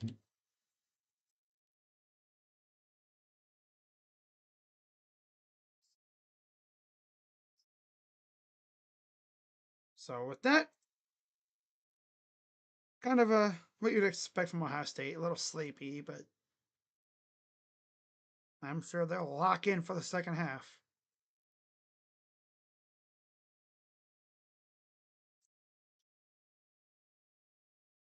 All right, let me just recharge the timeouts. There. All right, so going through the stats, and I'm also going to pull up their transfer portal classes. But for Penn State, Ethan Grunkmeyer, 7 of 12 for 64 yards through the air. Katron Allen, 16 carries, 64 yards and a touchdown. Nick Singleton, 3 carries, 13 yards and a touchdown on the ground. And then receiving, Nick Singleton is 2 for 29. Ross, 3 for 14. Liam Clifford and Katron Allen each have a catch for a combined 21 yards. Chaz Coleman with the fumble recovery. Of course, Chaz Coleman. And then for Ohio State, Julian Sayin, 11 of 14, 168 yards, 2 touchdowns. Bo Jackson, 5 carries, 21 yards. Isaiah West, 3 for 13. Donaldson, 5 for 11. Sayin, 1 for 9. Through the air, Tate, 3 for 68 yards and a touchdown. Jeremiah, 4 for 55 and a touchdown. Ennis, 2 for 36. Claire, 1 for 6. Bennett Christian, 1 for 5, 1 for 3 yards. And then that's it. Oh, Ryan Wingo got hurt? Wow. So here's what we're going to do. We're going to have some fun. Because, watching Donaldson fumble and just seeing how mid our transfer portal class was this year, has been this year, I should say, gets me thinking. It's last year the best transfer portal class we've brought in the last 3 or 4 years. Let's take a look, shall we? So obviously this year the portal opens up a little later. And I'm kind of wondering, how is Ohio State going to do in the portal? Are they going to be aggressive? Are they going to land some of the top dogs? Or are they just going to go for the more middle tier, more affordable players? Guess we'll find out. But we're going to start off with 2023. Yeah. Because it was right around this time, I think, that the portal really picked up steam.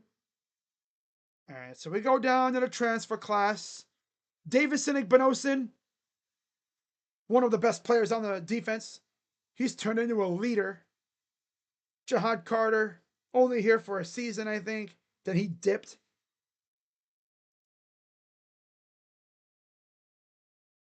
Yeah. I think he was a senior. It says he was the class of 2019 out of high school. So I think he was like a junior or a senior. So yeah, he didn't have much left in college. Lorenzo Styles, he's honestly been solid. Tywone Malone. Funny thing about Tywone is when he first came to Ohio State, actually when he was in college to begin with, he was kind of splitting baseball and football. He wasn't fully focused on football. And this year, he decided, you know what, I'm going to put baseball on the back burner and I'm going to focus more on football. And look what happened. He's turned into an absolute game wrecker. Josh Simmons, top first round pick. Victor Cutler, I can't even tell you what happened to him. Tristan Jebbia, yeah. Nigel Glover came in and then left, I think, after last year. He was essentially a freshman. Yeah. Casey Magyar, never saw him. And then we go to 2024. Obviously, last year's class, that was a top tier transfer class. Highlighted by, of course, Caleb Downs, Seth McLaughlin, and Quinshon Judkins. Also, you have Julian Sayin, Howard, Keenan Nelson, Will Kasmerick. He was the first guy we got in that class on December 31st. And then you have Joey Velasquez, and then Anthony Vanieri, punter.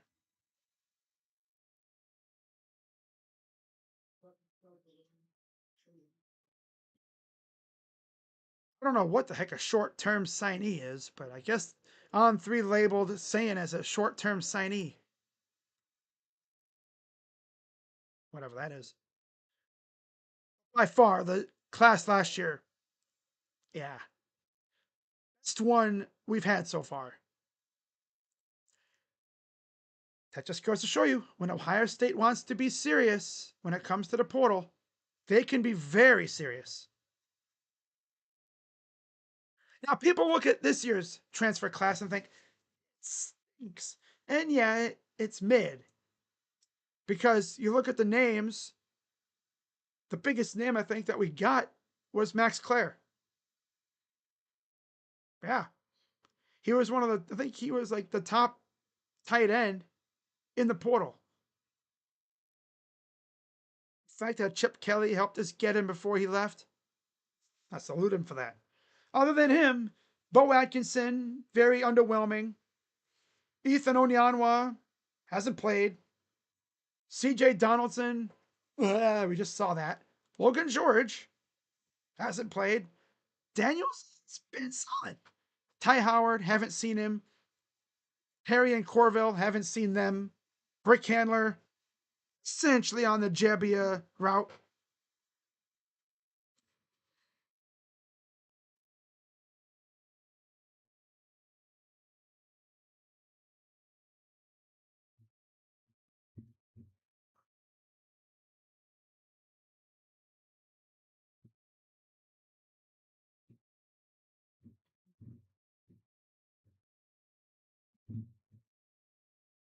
Right back, guys.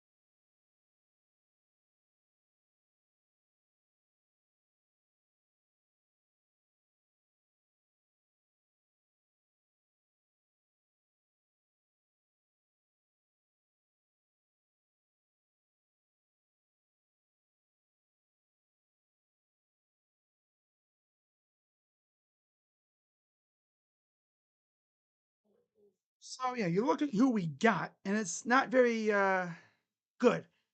But let's take a look and see who we offered.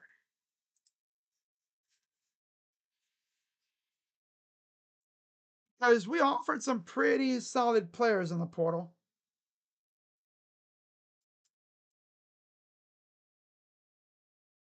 Let's go through here and see who we offered. So of course you have Eli, who we got in the portal.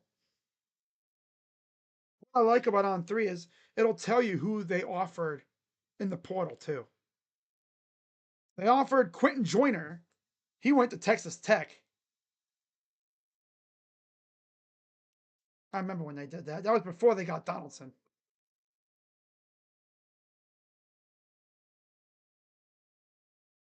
It's crazy because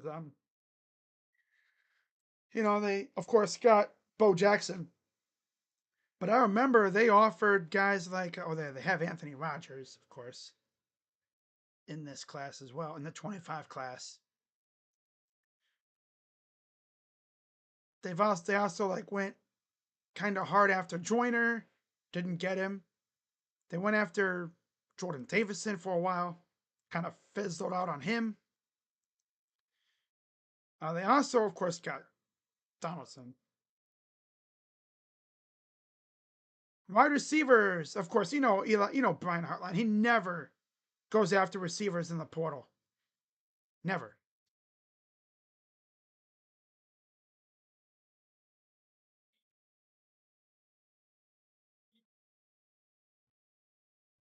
Tight ends, of course, we got Max Clare.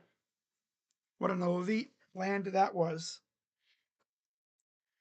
Offensive line, let's see, of course, they offered and got Philip Daniels and Justin Terry and Ethan. They also offered Isaiah World, but apparently his academic side wasn't the best. So yeah, they didn't take him, and he went to Oregon.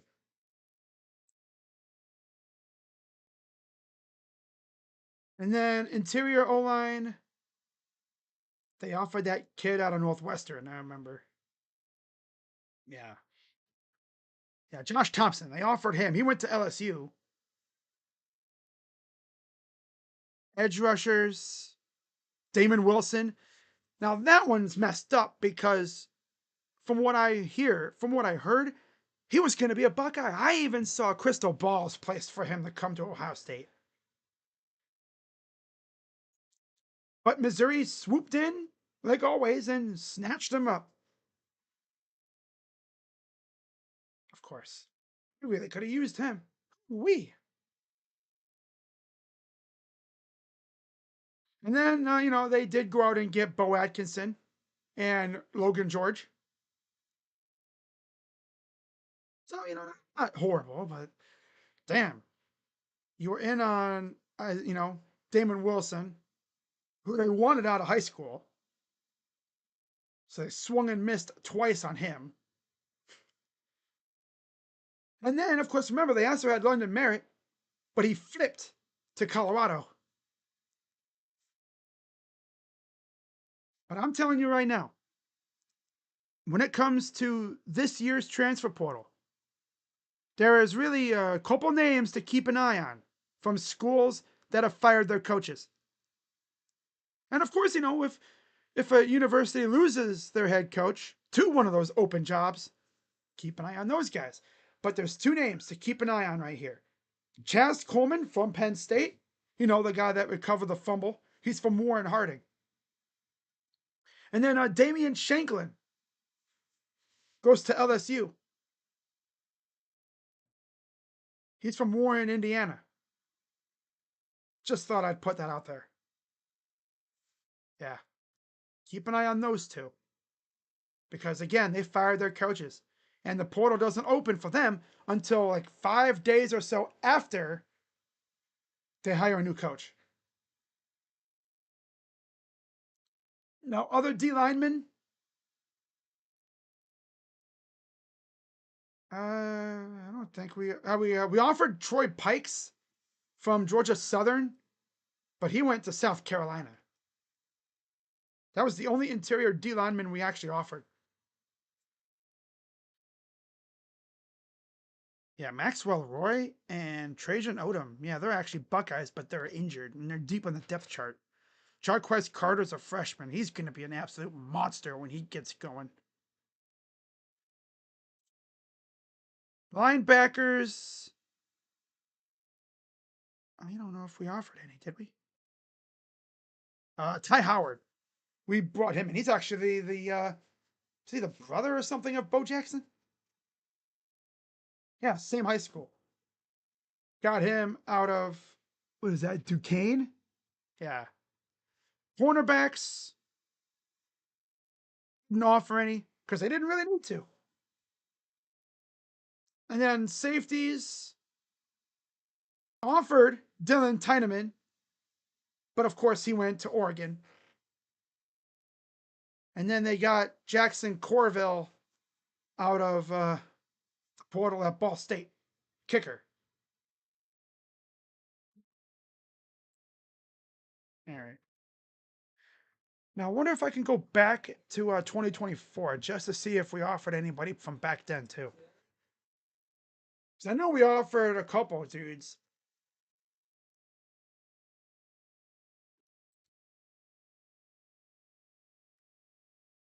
Yeah, man.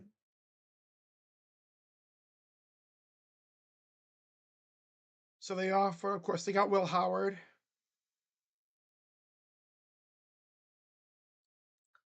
That's quarterback. They got their quarterback. Running backs, they of course got Quinshawn. That was the only one I think they offered. Because again, you had Sam Dixon, and then you had James Peoples out of high school.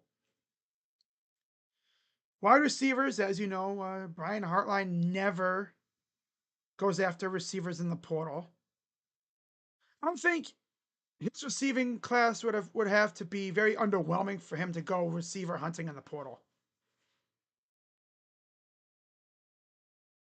Tight ends, Will Kasmerick to go along with Demarion Witten and Max LeBlanc. Offensive tackle, none. They didn't get any in the portal. Probably because they had Josh Simmons already. And yeah. Interior O lineman, they got Seth. That's all they really needed. They had Mark Nave, but he actually flipped to Kentucky. They have Gabe Van Sick as well. Edge rushers, they didn't offer any, believe it or not. Wow. I know they were interested in a few of them, but they just didn't come here. Maris Williams, I think they were looking to flip him from Florida, but then he flipped to Auburn. I remember Edric Houston, that whole debacle. That was not really enjoyable, but luckily he came to Ohio State in the end. Marquise Lightfoot was originally, I believe, a Buckeye, but then he flipped to Miami. Same thing with Justin Scott. Defensive line, again, like I said, Justin Scott. They got they were interested in Marley Cook from Middle Tennessee State. He flipped to he transferred to the U. Now they did get Eric Menza. Oh wow. Wow. In Jackson, I remember him. Yeah. Nigel Smith. Dominic Kirks. He's still here. Justin Scott, like I said, committed to Ohio State. Actually, right before I made this channel. Yep. Dominic McKinley, like I said, they offered his brother out of high school just recently as a flip target. And do not be surprised if they get Darius McKinley. Dominic, transfers over here. See, I wouldn't be surprised if the same thing happened with Blaine Bradford's brother, who also plays for LSU. Just bring over all the brothers. Look at Curtis. Ohio State was heavy on him. I guess they offered him in the portal. He went to Wisconsin. They offered Caleb Elarms Orr. That's why I recognized that name last week. Yeah, when I went to the West Virginia game last week, I heard Caleb Elarms Orr, and I'm like, that name legit rings a bell. Why does that name ring a bell? Because Ohio State offered him in the transfer portal 2 years ago. He plays for TCU. I was like, okay, that makes sense. Cornerbacks, we didn't offer any, I don't think. No. Nope. And then, of course, safeties. Caleb Downs. They also offered Jaden Mangum, who went to the team up north, and Kamari Ramsey, who went to USC. So they were trying hella hard to get safeties 2 years ago. Well, I guess it'd be last year. Last transfer portal season. Not this past one. The one before that, where we got Caleb. Keenan Nelson came in very late, May 2024, from South Carolina. Athlete, none. And then they actually got a punter, Anthony Veneri. All right, so that's it for that. West Virginia and Houston tied at 21. Miami over SMU at halftime. 24-10 Texas over Vanderbilt. All right, getting ready for the third quarter. Ohio State will get the ball.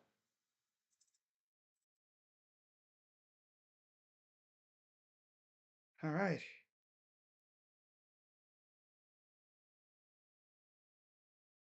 I can't believe I've already been live for 2 hours.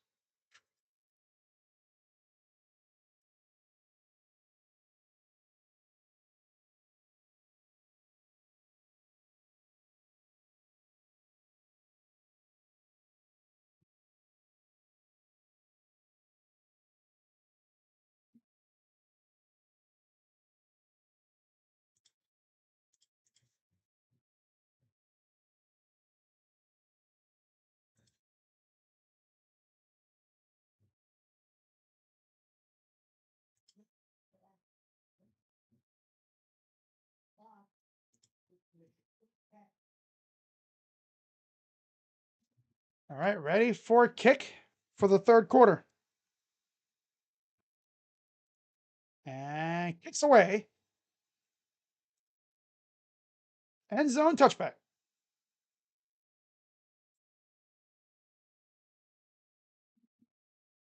See what Ohio State does. The team should be fully locked in now. This reminds me of the Iowa game a few years, last year. First half, they didn't really look all that great. They looked like a team that was coming off a bye. But then, what do you know? They woke up and they turned up 41-1 at home when leading at halftime. That loss came in 2022 against the team up north, of course. Jackson in the backfield. Play action. Throws. Caught. That's Kasmerick. First down. The Ohio Bobcat. Like I said earlier, the first portal acquisition in last year. The last year's transfer portal. The one with Caleb and Quinshawn in them.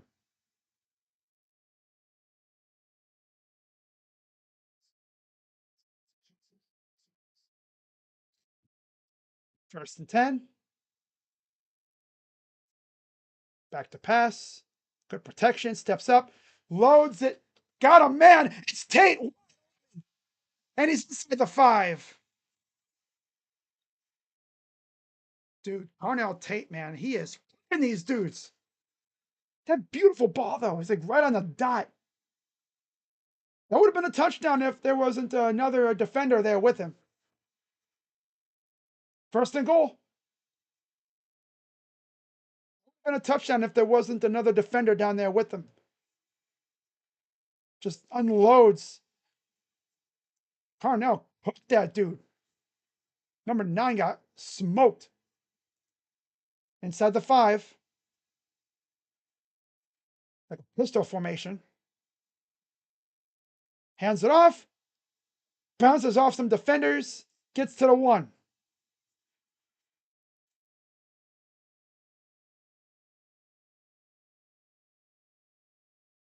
Ten targets, 9 catches, 383 yards, 5 touchdowns on 20-plus air yard catches.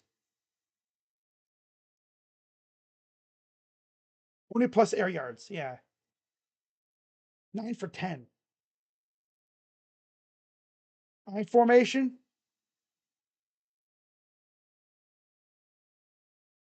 Jackson gets no gain. Third down. Now they're going to do something dumb here, and they're going to end up with a field goal. I'm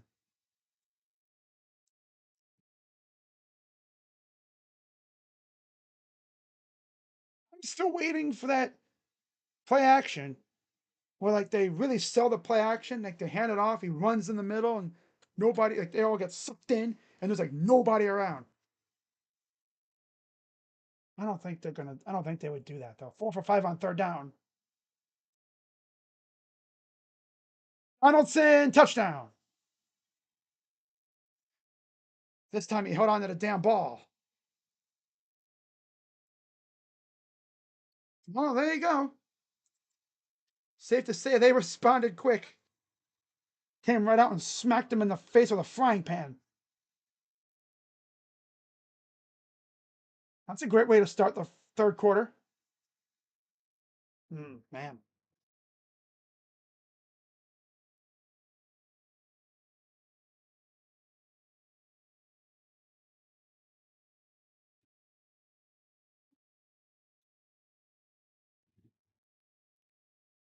All right, here's the extra point. Up and good. Kind of a funky kick, but he still made it. 24-14. Donaldson is Ford's love.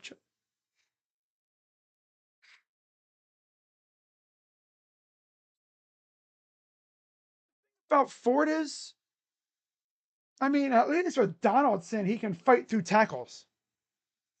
He's not Quinshawn Judkins, obviously. There's really no one that's a Quinshawn Judkins.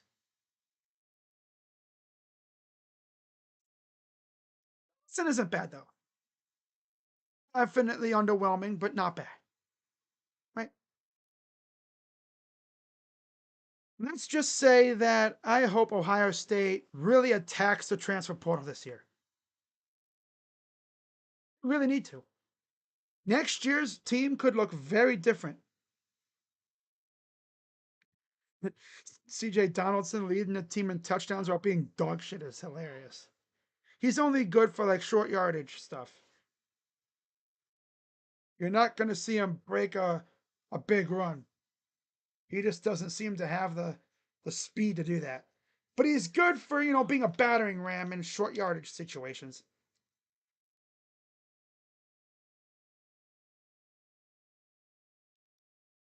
Wow.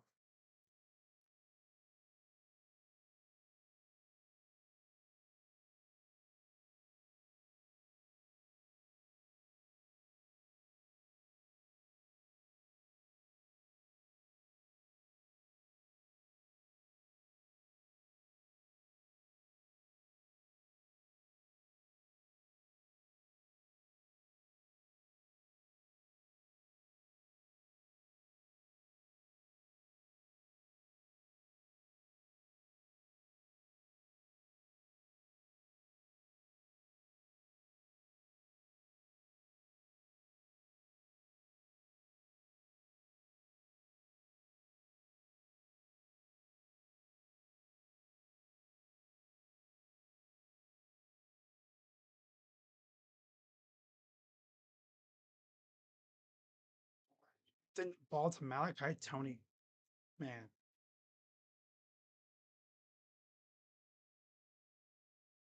That's what Ohio State gets for shopping at the Dollar General for a running back. Yeah. Even no, did they offer any running backs in this year? I don't think they did. Just CJ Donaldson. Oh no, that's right. Quentin Joyner. That's right. Don't think so.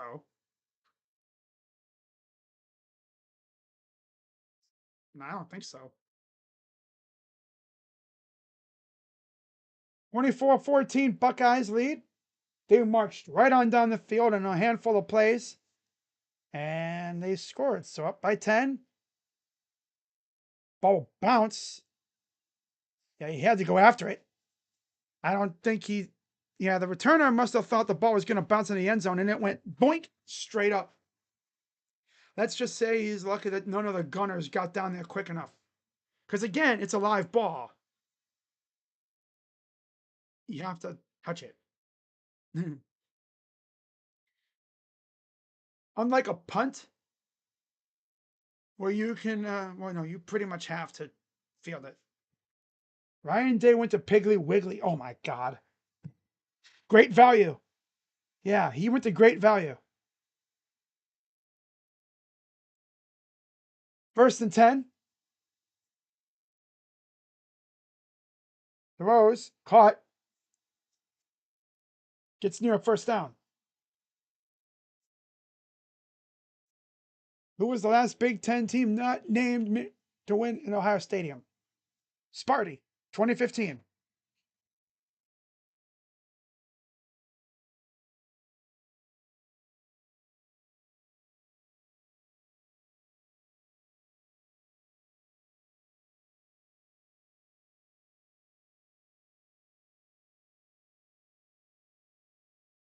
All right, 2nd and 1. Shotgun for Grunkmeyer. And he got the first down. Second effort.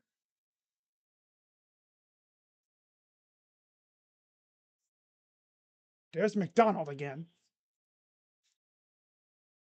Paul Dolan asked, how do we save money on players? Yeah, it's like I said earlier, they were playing by the rules in a lawless land. They were driving the speed limit on the Autobahn. For some reason, they decided to be cheap in the portal. I'm like, man, spend that damn money. Spend that money. 1st and 10 for Penn State. Empty backfield now. 5 wide. Oh, he Probably could have broke that up. Doing a backfield pass like that, kind of a backward pass, a side pass like that, dangerous because if you're a linebacker or a safety and you're sitting in that gap and he throws it anywhere near you, you jump up, you could snatch it or bat it down. You better make sure you don't do a backwards pass because if that happens, it's a live ball. 2nd and 4, quick pass, gets near the first down. 2nd and 4, 10:04 to go in the third.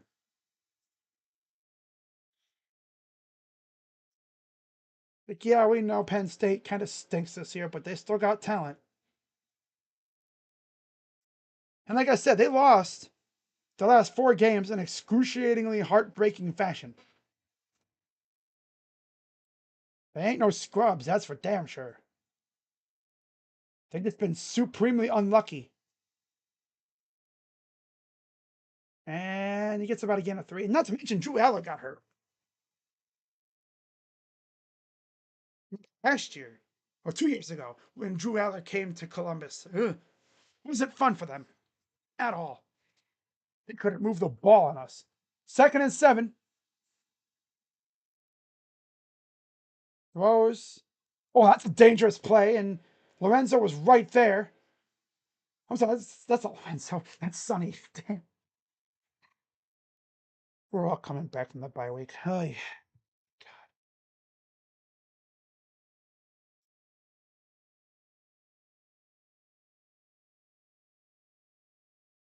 Nice play by Styles, though. Sorry. 3rd and 6.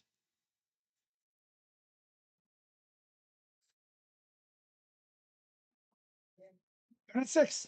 Come on, get off the field here. You should get me a turnover or a sack. That'd be nice. Back to pass. Sure. There's the sack. Kenyatta Jackson. Was that Zion Grady in there on the sack too? Don't hurt yourself again, Kenyatta. Damn, you've already been here twice. Kenyatta.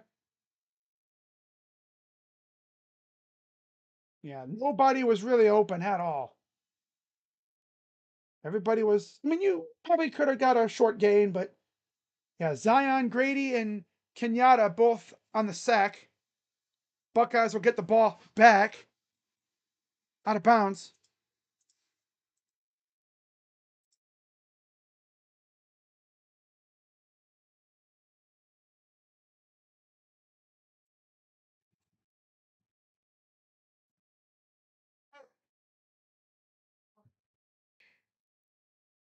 Much better.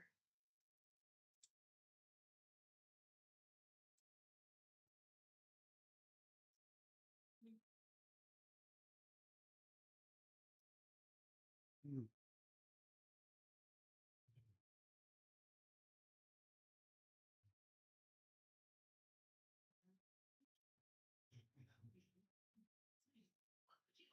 See if they gave that all like legit just to Kenyatta, or did they give some to Zion?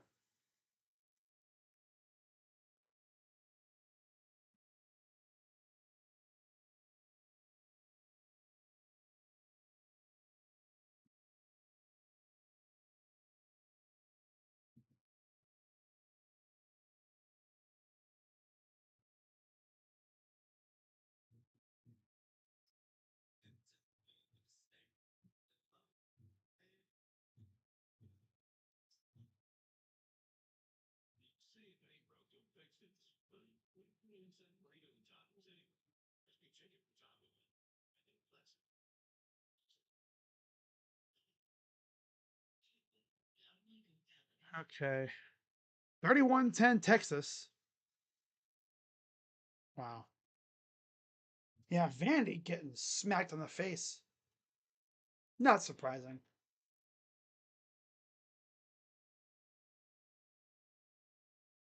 Houston up 21-14 in the third. Again, not really surprising. Oh, SMU just scored. Up 13-10 on Miami. Okay, so they gave the sack outright to Kenyatta. All right, cool.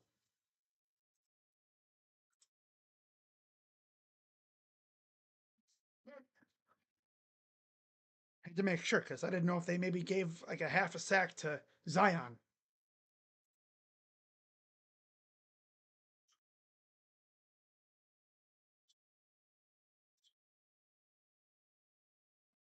That's right. Yeah, we also tried to get Justice Haynes too this year.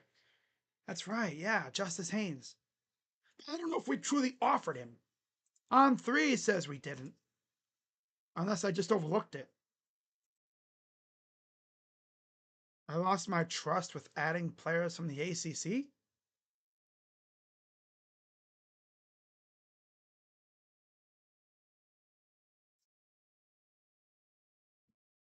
But I thought West Virginia, well, West Virginia's in the Big 12. Oh, it's CJ. Donaldson?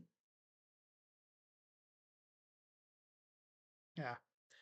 He went to West Virginia.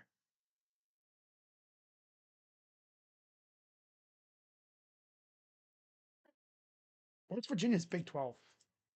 Yep. They were in the Big East for a while, too. Quick pass. Here's Ennis. Gets past the 20. Yeah, I need Ohio State to be more serious in the portal this year. Just throw money around. I mean, recruiting class is kind of meh this year, so yeah. You're not spending a lot of money on the recruiting class for the most part. So go out there and spend buku bucks on the freaking portal. Make up for it. 2nd and 4. Back to pass. Saying, let's it rip again. And he got him swooping inside the 25. This dude throwing just darts. My God, dude. He is throwing straight darts, man. Double coverage. And he outran both guys. Oh my God. He's throwing darts. Right on the money. In stride. Just, in the basket. In the basket. My God. Yeah. Someone on Twitter said ACC. I'm like, what? ACC? Oh. 1st and 10. Here's Cornell Tate. Loss of a yard. Okay, I'm not going to be mad about that play. I know what they were trying to do, but just didn't work.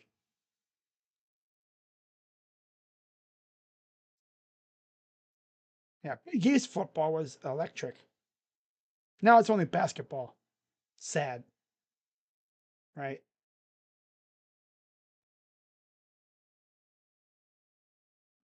2nd and 11. Just outside the 20. You got 2 receivers and a tight end all stacked up on the right. Now they motion Tate out wide. Okay, can we stop getting cute? Push the ball up the field, Brian. Come on. Why are we dump off? Dump off. Like, come on, bro. Stop getting unserious now. Trying these screenplays that go nowhere. People always say, yeah, receiver screen passes and stuff like that are the most agitating plays, and they are. Especially when your quarterback is throwing the ball downfield with ease. So yeah, let's do a needless freaking screen pass. Or like a dump off pass. 3rd and 12. Back to pass. Overthrows this man, but a flag. Trying to go to Claire over up top in the middle, and the guy covering him was a little too handsy and was grabbing all up on him right there. Oh, this guy is, yeah, over the shoulder and everything. Yeah. 1st down.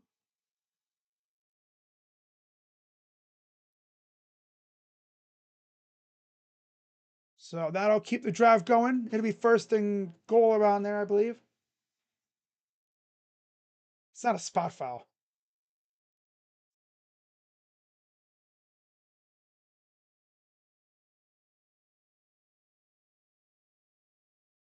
First and goal. Inside the 10. Up 24-14. Looking to add some more. Smith motions. Hands it off. Jackson gets near the 5.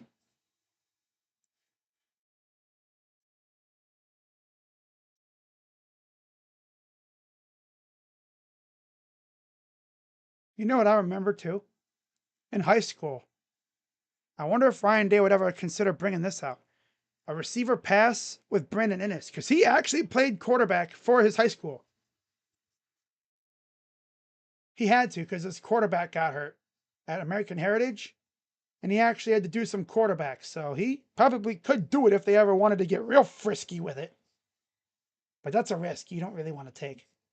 Second and goal. Hands it off. He's at about the 1 yard line. Third down. I expect another run play here with Donaldson. Was the 12-team playoff exist? And it was 7. Oh, if I don't know if they would have.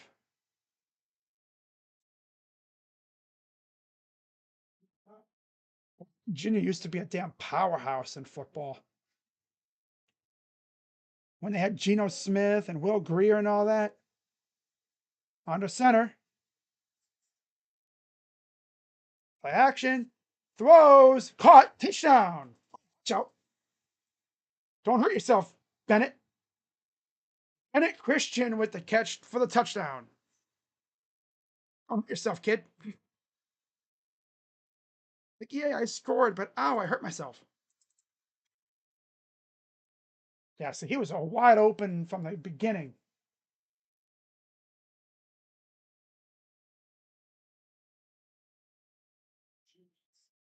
Wow.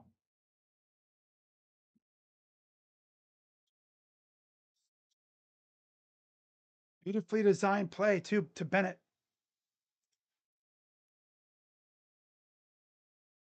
Snap.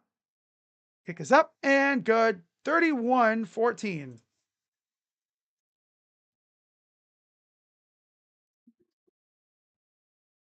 Oh, yeah, he goes diving into the crowd there.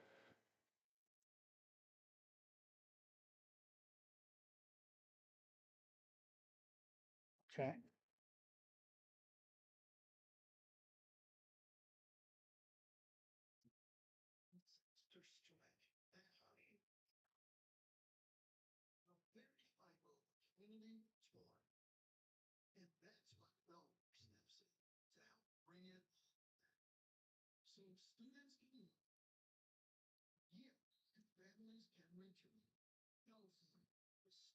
McCauley said on Twitter that forward progress was stopped and the play should have been ruled dead prior to the fumble earlier. Normally, it would have been blown dead, but not in this case. Refs got caught grandstanding and thought, oh, yeah, it's good.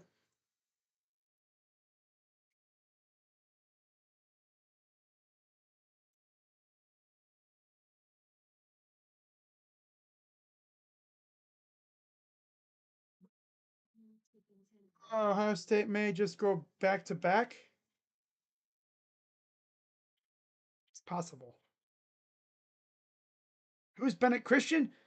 Tight end that's been at Ohio State for a couple years. I'm pretty sure he was suspended for something last year. The entire season. He's been at Ohio State for a couple years now.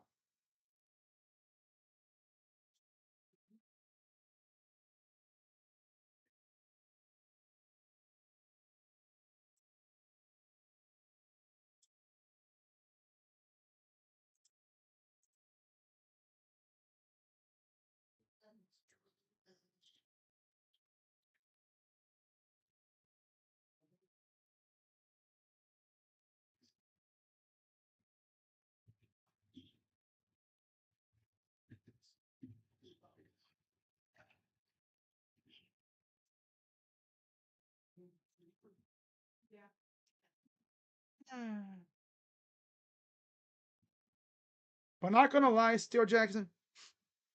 Last week, of course, I went to West Virginia TCU. I knew West Virginia hated Pitt. Just hearing the fans yell, "Eat shit," it's like, okay, yeah, it's real.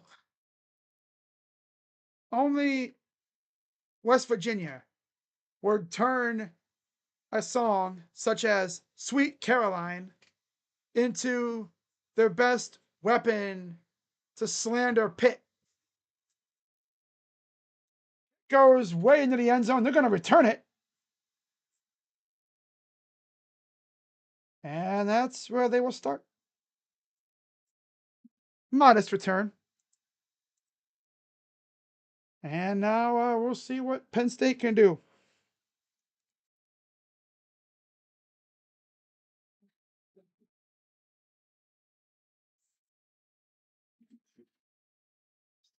Hmm.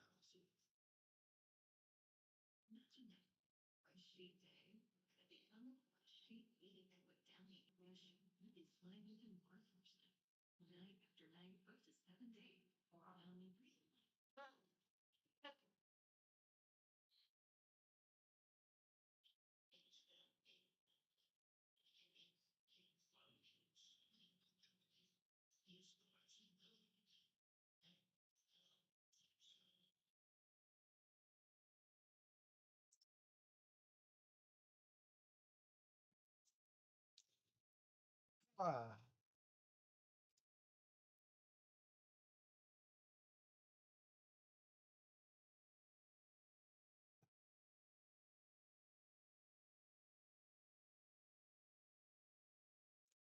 it's fun waiting for commercials to end. Right. But I now know what these schools do when their game's on a commercial break. It's essentially just one big ass party. When I went to the game last week, every time there was a commercial, now keep in mind, this game wasn't on TV, it was an ESPN Plus exclusive. So there wasn't the network like we have here. We didn't have the commercial breaks like we have right now. But still, like every time there was a commercial break, they would essentially just be blasting music, and they had these really cool wristbands. Yeah, it was fun. Brutus's birthday. Okay. Oh wow. Oh, excuse me. Of course, the Buckeyes have only 2 home games left this year. They have UCLA in 2 weeks, followed by Rutgers. Play action. Jackson, he's gonna throw it away. Oh, he got it away. But there's only a gain of 2. Receiver went down to a knee to catch that ball. But Jackson almost, well, he actually got to Grunkmeyer, but he almost brought him down for the sack. Grunkmeyer was just barely able to get that ball away.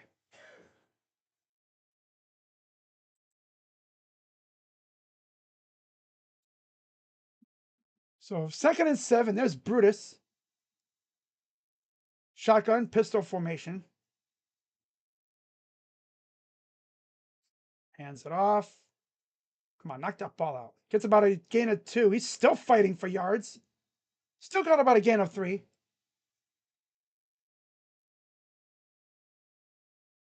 Yeah, I mean, just looking at this transfer portal class for Ohio State. Very, very underwhelming.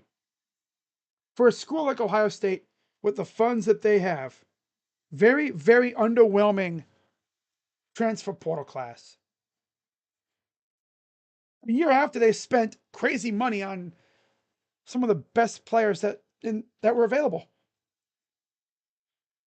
Shotgun for Grunkmeyer. Throws. Stepped on his feet and got the first down.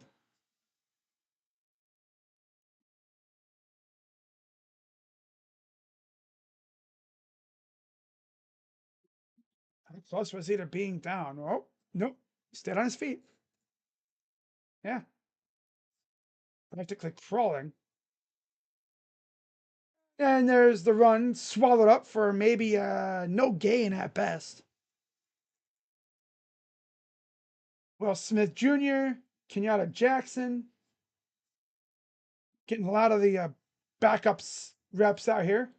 2nd and 10, kind of doing a good mix, keeping guys fresh. Of course, with the longer season, that's something that you like to see.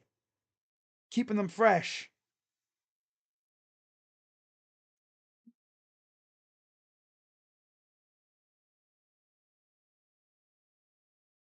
Headed down at the line of scrimmage. Was that Kenyatta again?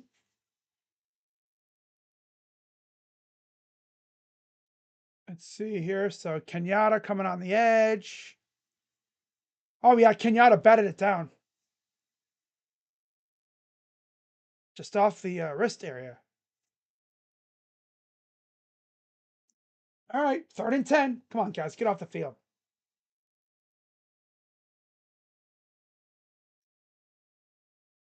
Watch out for Arvel Reese on the bottom of the screen, right off of Kenyatta's hip.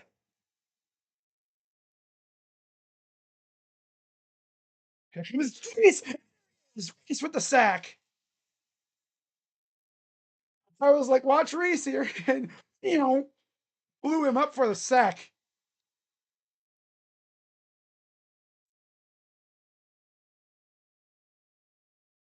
Just ran right past the left tackle.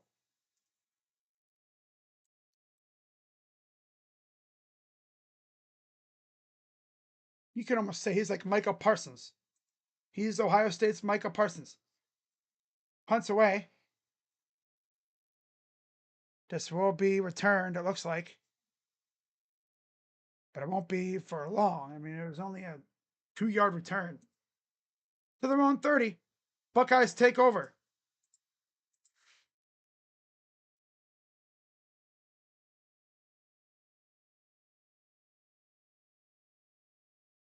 Arvel Reese, man, he's a man possessed.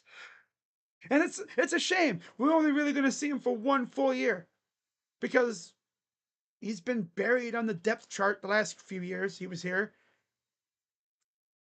And now we actually get to see him, and he's doing this. He's one of the best edge rushers in the country as a linebacker. And you know what? NFL teams are going to look at him and go, Micah Parsons 2.0. Yeah. A linebacker that really wasn't doing much. And then Matt Patricia looked at him and went, you're an edge rusher. So you can cover. We're going to have you doing everything. You're going to be a low-key edge rusher. You're going to be, maybe covering tight ends. You're going to be doing everything. I'm predicting everything. Well, I kind of saw something coming because you had Arvel Reese on the bottom with Kenyatta. I'm like, watch Arvel Reese on the bottom of the screen right off of Kenyatta's hip. And I was like, if he beats this left tackle here, he's going to get him. And he did. I know my team. When you watch this team as much as I do, you start to get tendencies. It's like, okay, yeah, he's going to get to the quarterback.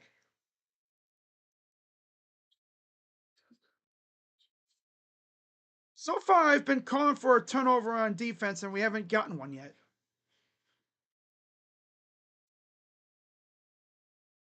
That's one of my favorite things to do. When I say I need a turnover right here, and then boom, we get a turnover. I need a sack, boom, we get a sack. Your wish is my command. Yeah. Mm.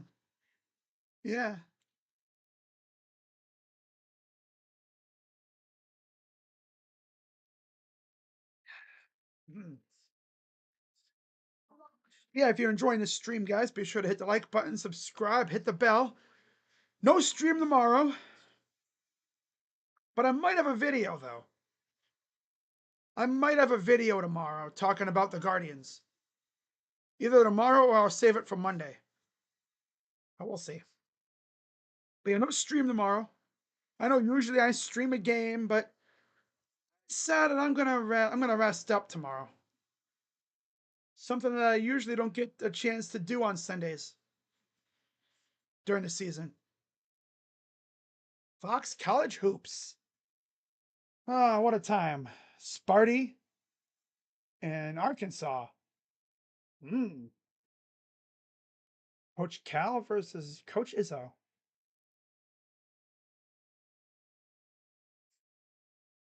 Tonight, game 7, Dodgers, Blue Jays. No matter what, baseball is over after tonight. Someone gonna be popping bottles.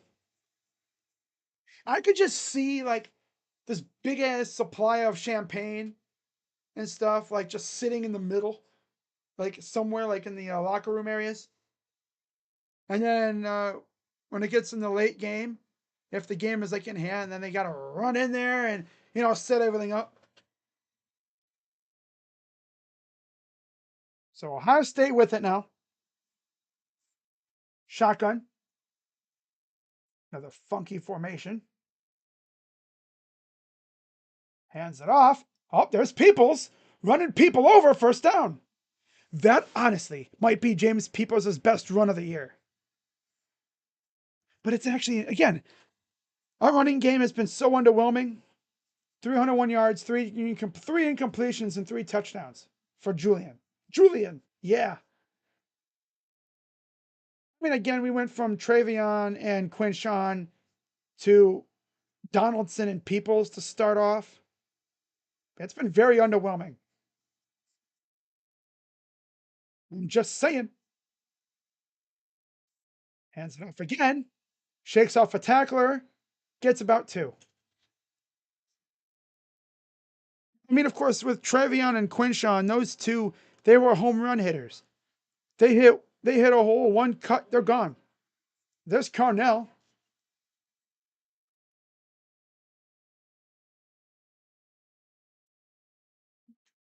Jeremiah Smith. You see Mylan Graham actually out there now. Oh, back up, Mylan. There you go. There you go. Okay, you're good now. Quick pass to Peoples again. Why are we giving Peoples the ball all of a sudden? Okay. 7-5.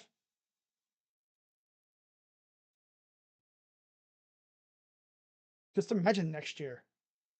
You're going to have junior year Jeremiah. You're going to have Mylan Graham, Quincy Porter, Phillip Bell. Okay. Solid unit. But also you're going to have the freshmen coming in. Caden Dixon Wyatt and Chris Henry Jr. And Brock Boyd too. Shotgun. Hands. The hell kind of a drive was this, guys? Why are we all of a sudden just running it with... Why are we focusing on Peoples all of a sudden? What kind of a drive was that, Ryan? Or Brian? Whoever calling plays, what the heck kind of a drive was that?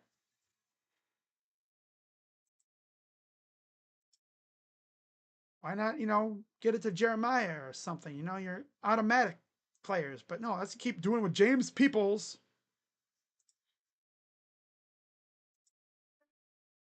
Once away. Watch out. And there's flags because dude ran into him. Freaking Bryson Rogers.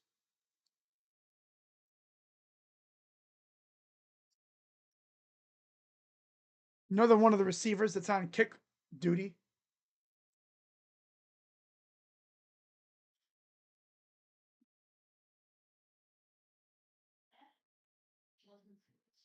Yeah.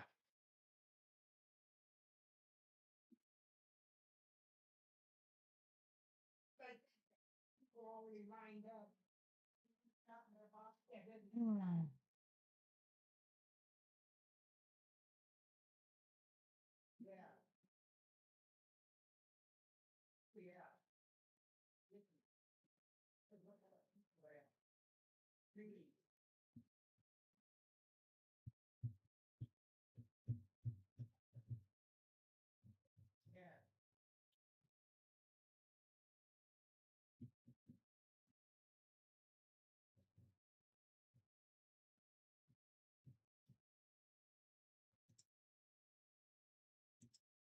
Pacific Life.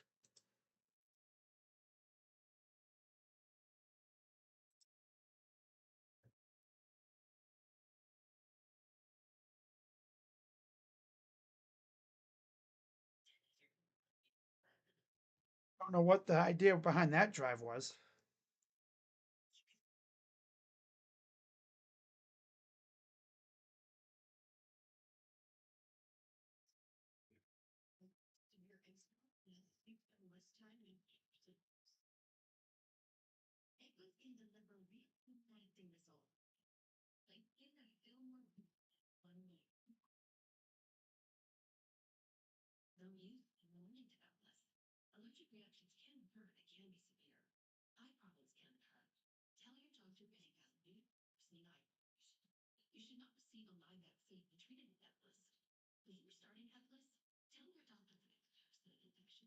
Uh,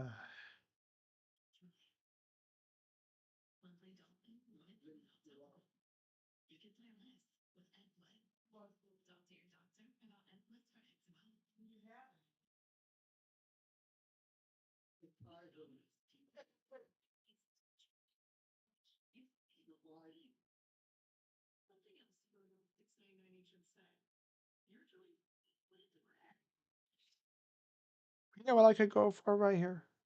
You guessed it. Turnover. Oh dear. The heck?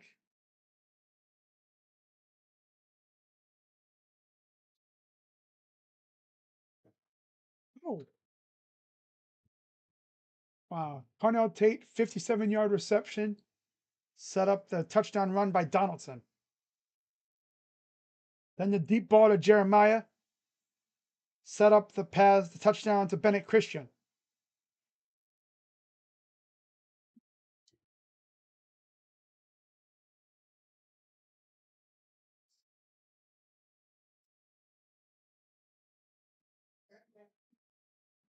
Touchdown for Grunkmeyer.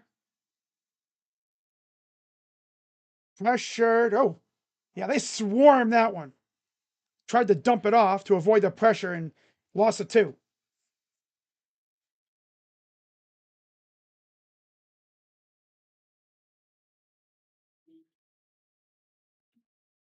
Yeah, you had Kenyatta getting in there.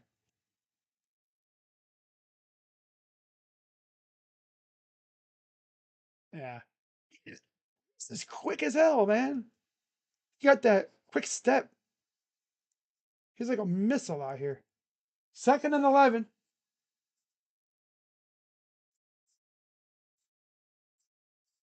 Oh, watch out. Damn, Lorenzo. Shooting in there like a damn missile. What you do? Trying to take his head off? Come on now, man. All right, 3rd down. 3rd and 7.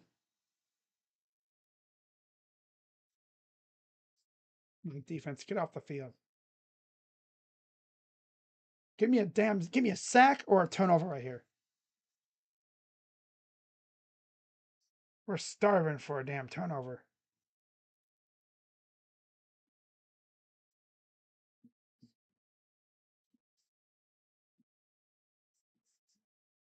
They're trying to reverse play. Oh, watch out. And he's going down. They blew that completely up. It was a loss of like 10.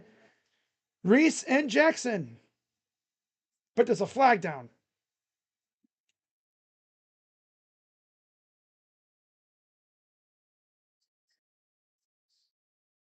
This could be on the offense, but we'll see here.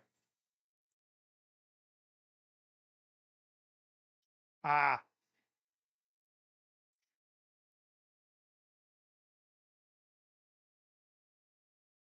Okay. Yeah. Illegal motion. Nothing going right for Penn State there.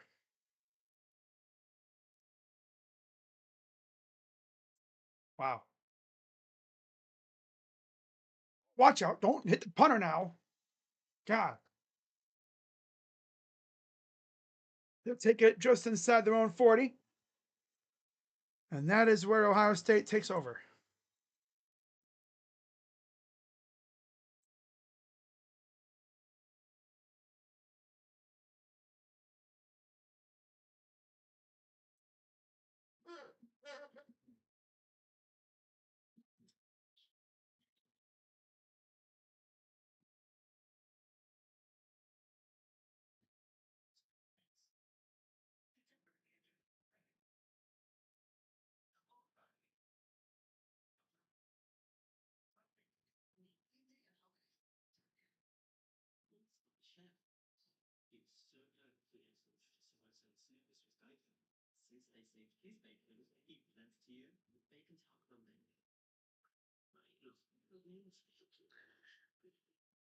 All right, let's go down and score another touchdown here, shall we?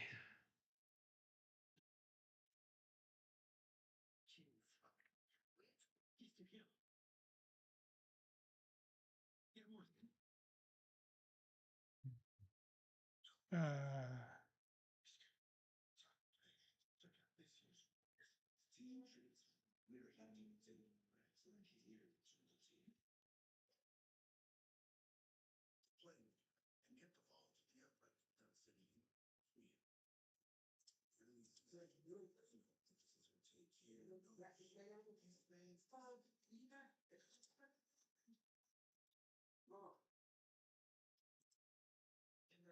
so they ruled the sack for Kenyatta, even with the penalty? Oh, I don't know. That's weird. Guess we'll have to wait and see.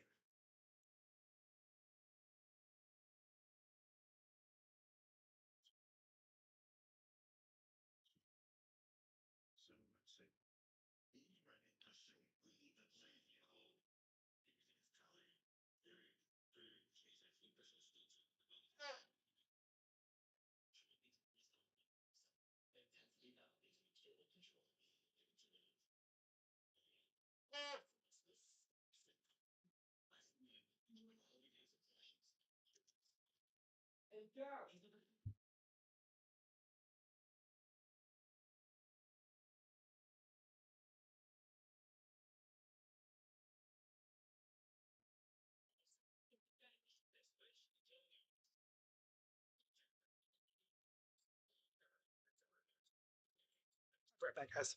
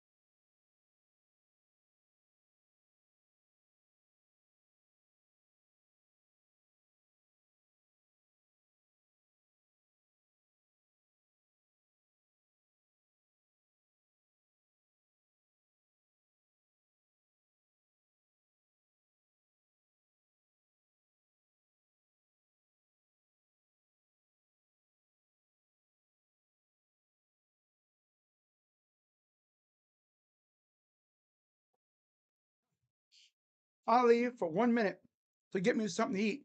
Because again, I'm being dumb. Didn't eat anything before the game. Bo Jackson breaks off a big ass run. Like, all right. Okay.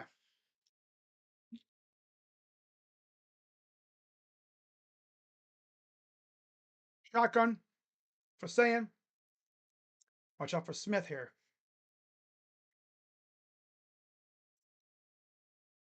Ooh, touchdown. Okay. Wow. Ball was tipped in the air. He went up, just snagged it, and took it in.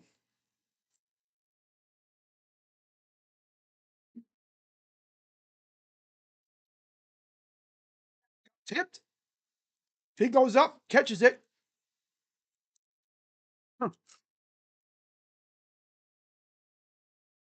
With one hand, too.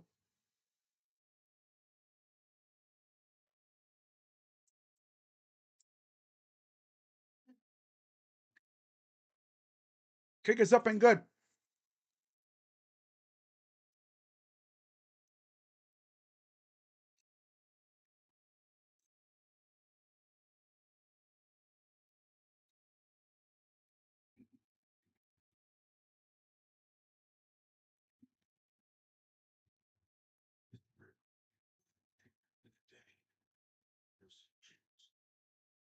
Ball was tipped in the air. Jeremiah just went up, snagged it out of there with one freaking hand, and scored.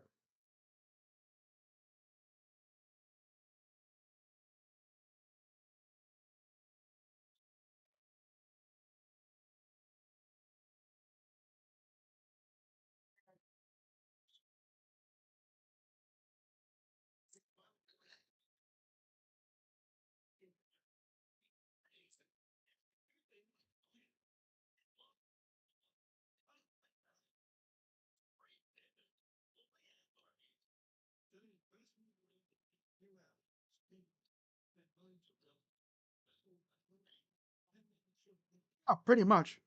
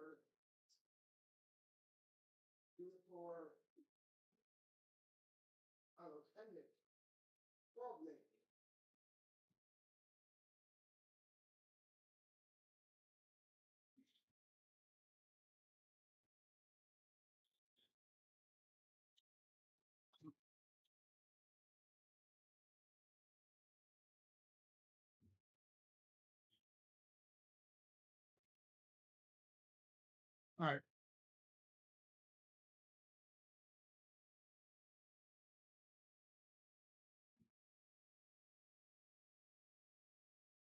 Penn State gets the ball back.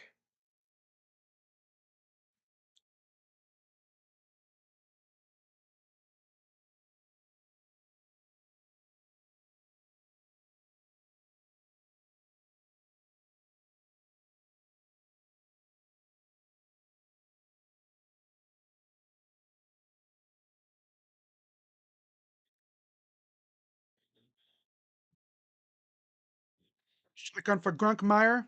Back to pass. Pressure coming. He's going down. Ball's out.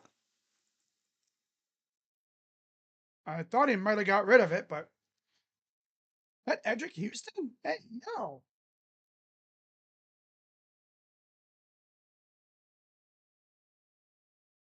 Almost got the sack though.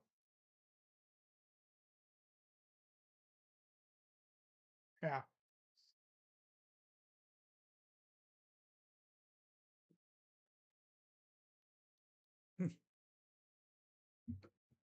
Second and 16.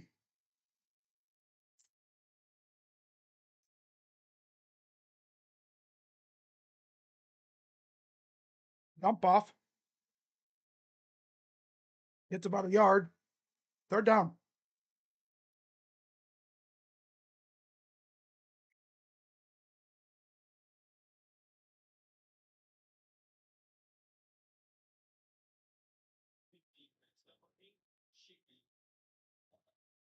Defense by Sonny though.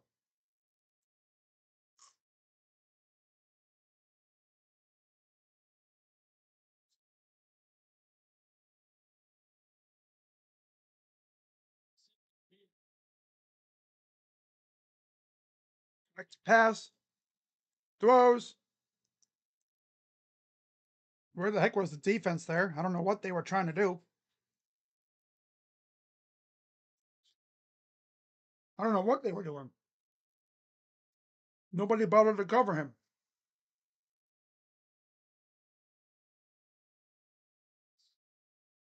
Hmm.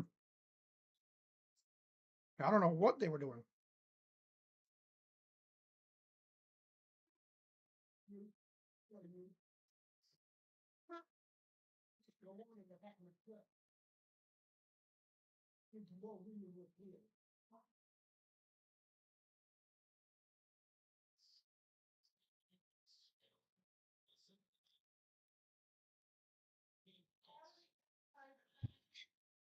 Right.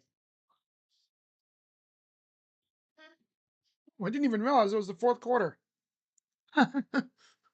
Wow, that's funny. Didn't even realize it was the fourth quarter. It's a pass. Throws. Caught. Reese tried to make a play on it, just over the hands.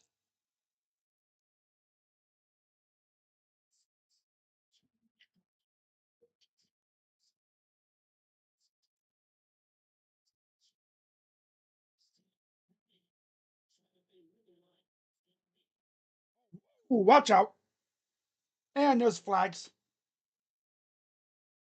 Ball came over the top, and Downs lit the hell up out of that receiver.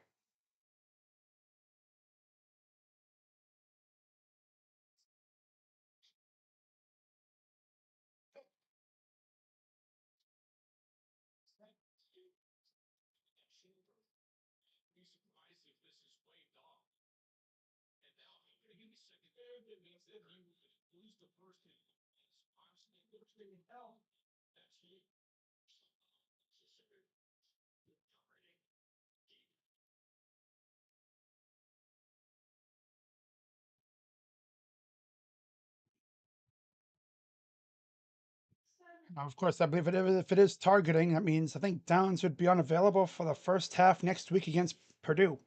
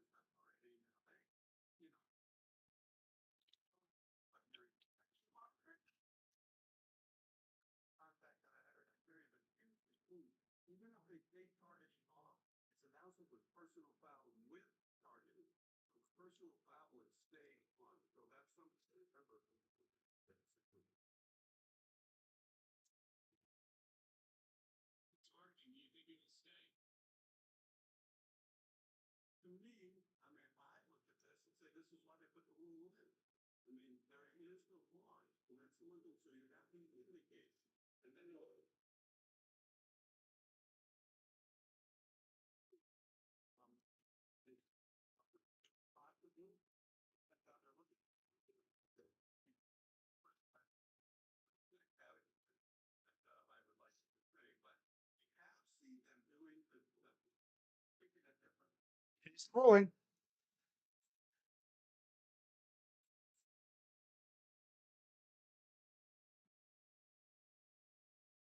No foul for targeting.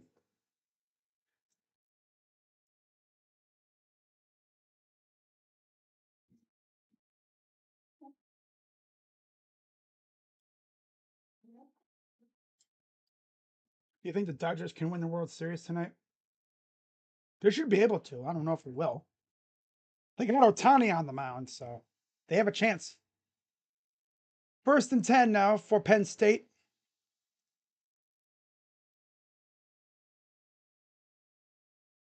Just inside the 20.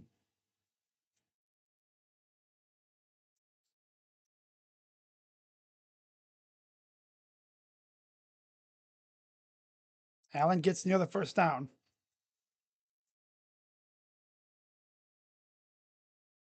6:40 to go in the game.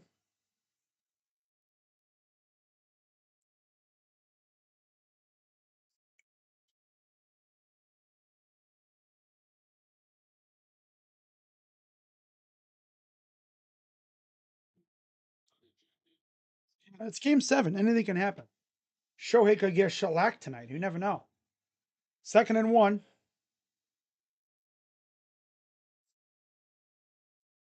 Allen gets stuffed.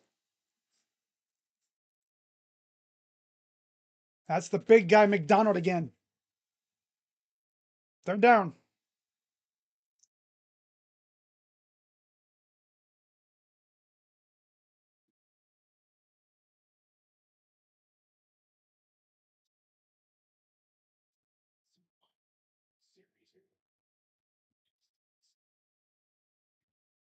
Third and 1.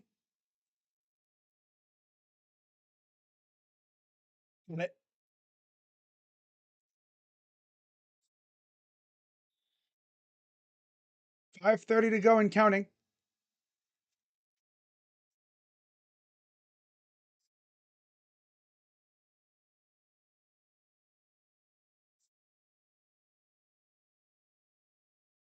Oh, watch out. That's a dangerous throw.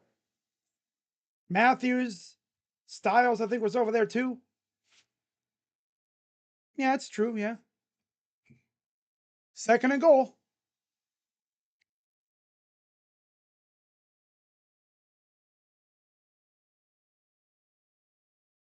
You would have Glasnow start. He just didn't he pitch. He pitched last night, so I don't think that's fair for him because you had him warm up, then you'd have to have him warm up again. That's not usually how they do it. 2nd and goal.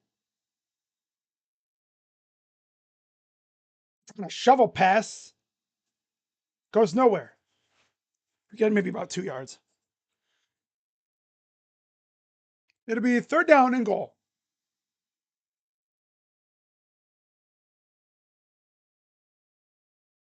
Drop for another toss sweep here or something like a play action.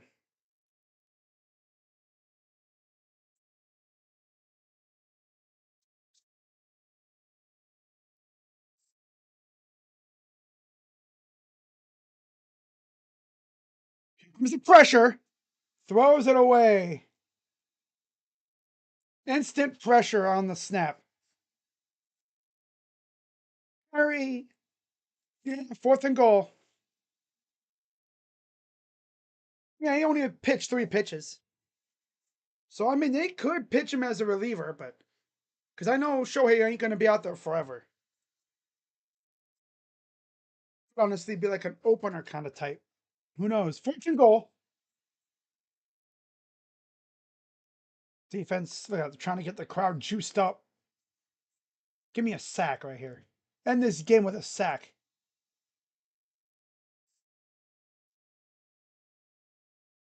Off. Downs was for it. He was waiting for it. He was like, come here.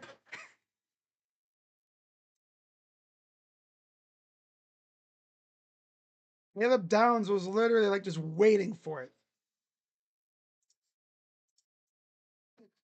See, watch. Caleb Downs goes over there and yeah. Oh, Tiny versus Scherzer? Ooh. Wow.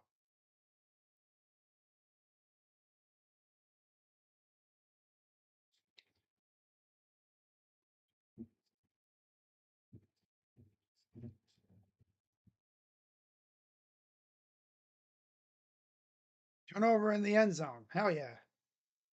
Buckeyes have it at their own 20. 4:29 to go. Up 38-14. Hands it off. Gets near the 25.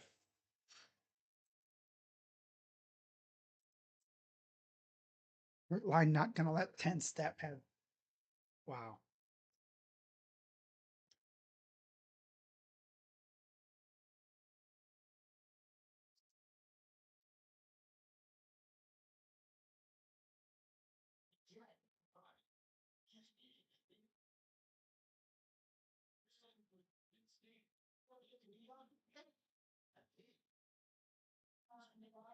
Shotgun. Again with that funky formation with the tight ends.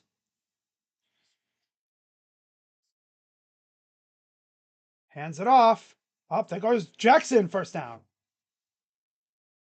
Yeah, they're just gonna run the ball. They're not gonna do much after that.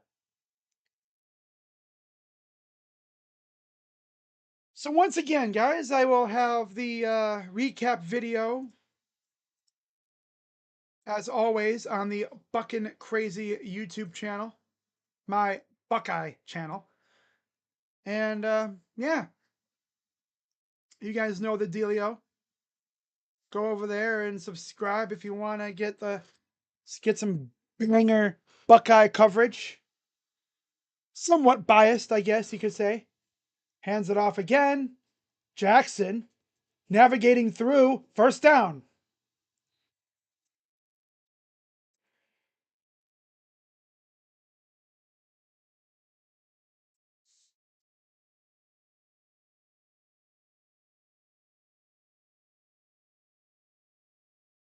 Wow.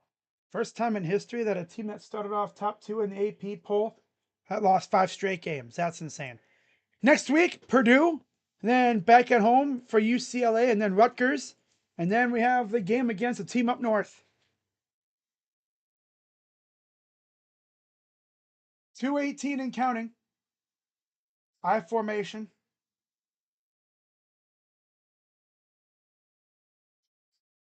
He'll get about 3. But again, guys, let me just put the Will Little. All right, 2 minutes to go.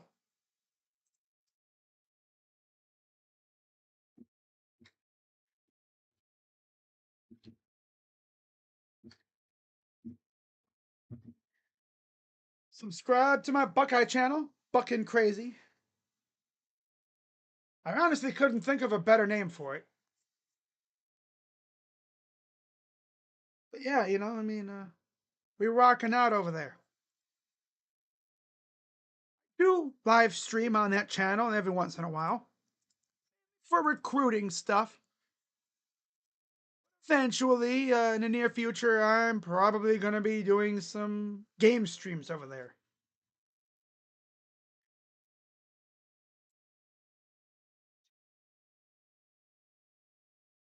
I always tell myself when that channel hits about 500 or so subs, I'll probably start streaming over there for real.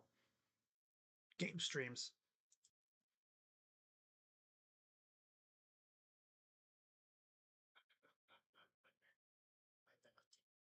even after that personal foul, unnecessary roughness, you know, the penalty on Caleb, he still got the interception.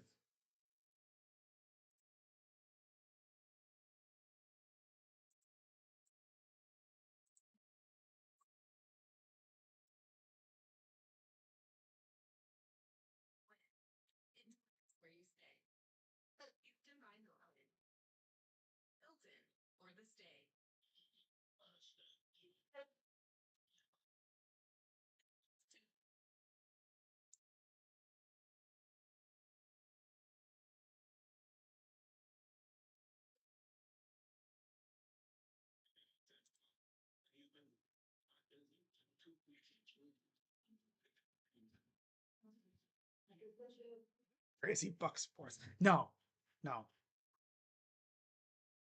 I actually chose the name because it's, you know, kind of a play on words. You know, I'm fucking crazy, damn it. Now there's Urban Meyer sounding the victory bell. Little thing there right by the bell itself. I guess they have the people that ring the bell sign that spot.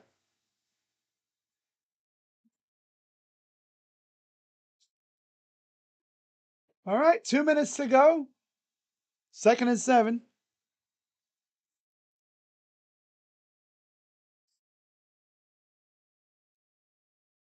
Hands it off.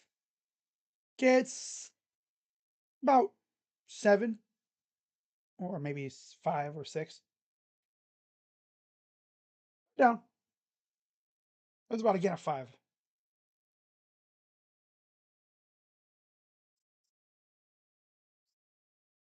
1:44 to go. Okay. But yeah, next week, it's an awkward start time. It's a 1 o'clock kickoff for Ohio State against Purdue. It's something we haven't had in college in a while. I don't remember them starting at 1. I always remember games at noon, but I guess years and years ago, the game started at 1.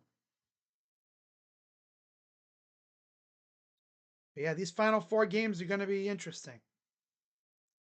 Purdue, UCLA, Rutgers, and the team up north.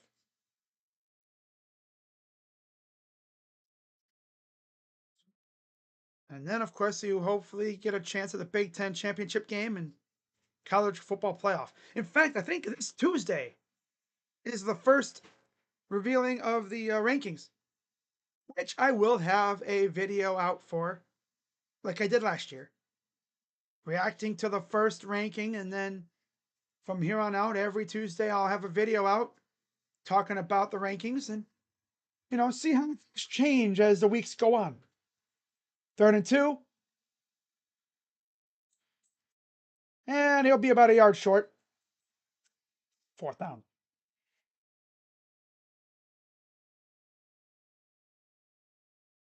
The Coach Hartline up top, the offensive coordinator. Honestly, at first I was like, why do they set up top?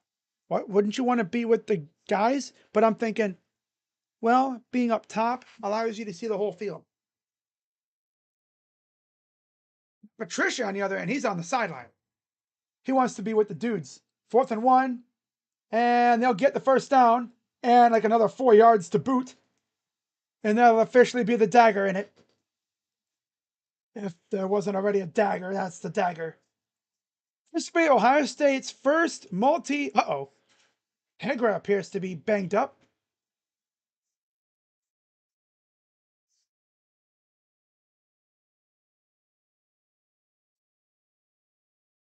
Indiana, Sparty, Nebraska, Rutgers this next 4 weeks. Damn. I don't know if Penn State's going to win another game. I think they can beat Sparty, but that's about it. Yeah, so Shabola's going to come out. Mylan Graham going to walk in here as ready to take the knee and going to get this reaction video, this recap video done, and I'm going to watch the world's largest cocktail party in Jacksonville, Florida. All right, that'll do it for that. Takes a knee. And real quick, let's see if there's any good games that are coming down to the wire that I might want to watch. 316 yards, 3 touchdowns, 3 incompletions, 4 touchdowns. That's actually impressive. 3 incompletions the entire game. And 2 of them, I think, were like pretty much throwaways.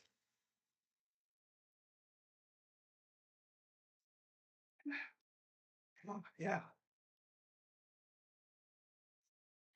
So 38-14, Buckeyes win. 8-0. On to Purdue next week. And we'll see if there's any fun things, ramifications in terms of recruiting. Because I know there was a banging list of players that were in town this week. So, oh wow, Vandy down by a 10 with 3:48 to go. Miami up by 3 with about 6 minutes to go. West Virginia beating Houston. Hey yo, is that a 4 I see on West Virginia's side? Hold up, wait a minute. Winning by, oh my God, West Virginia 45-28 over freaking Houston. You mean to tell me West Virginia, the same team that could barely move the damn ball on TCU last week when I was there, they're scoring 45 on Houston? Huh?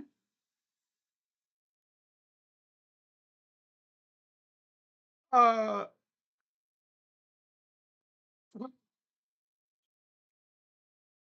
didn't they do that last week when I was there? They would have wore the hell out of that damn train horn. They scored 45. My God. That would have definitely made me getting blisters on my feet worth it.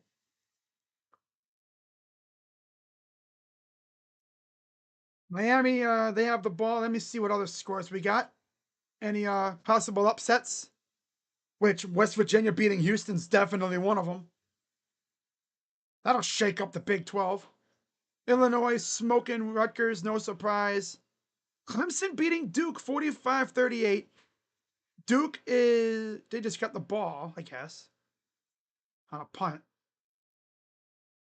30-3 Baylor. Uh, Arizona State up by 1 over Iowa State. Yeah, no other surprises. The most surprising one definitely is West Virginia over Houston. Wow. That's actually insane because, again, you look at the standings in the Big 12. It's a 10-point lead for West Virginia, and I would not be shocked if they blew it. But, like, damn, 45 on freaking Houston? Are we serious? Couldn't do that for me when I was there last week. Really? All right. Okay. All right. Big 12. So BYU and Cincinnati are firmly entrenched, undefeated in the conference. Texas Tech, they're third at 4-1. Houston losing would knock them down to 4-2 in the conference. Utah plays tonight against Cincinnati.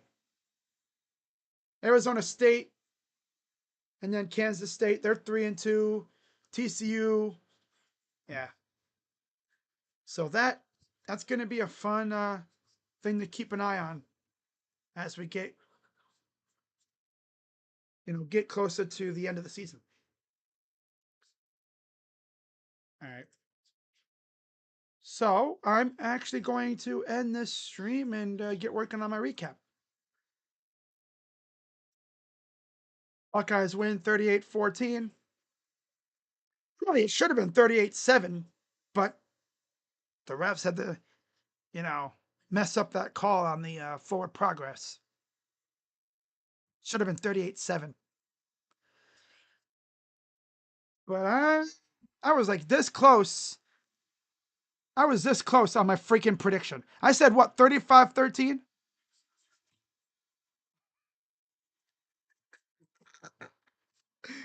I was so close. One of these days, I'm going to get my prediction on the dot. So close. But yeah, guys, that's going to wrap it up. I will see you all, not tomorrow, because no game. Rounds are off. Thank God. I can just sit back and relax and watch some ball for once. No stress at all. And I'll be back probably on Monday. I know the Cavs play tomorrow too, but I'm not streaming them either. I'm taking a day off for real. But yeah, we'll see if anything happens in terms of recruiting for the Buckeyes. And that's gonna wrap it up. So I'm gonna get to work on this recap video. As always, be sure to hit the like button, subscribe, and hit the bell. Subscribe to the Buckeye channel in the chat down below or over there. Bucking crazy. Recap video will be out soon, so keep an eye out for that. But with that being said, Buckeyes win 38-14. We're 8-0 on the year. Keep it rolling.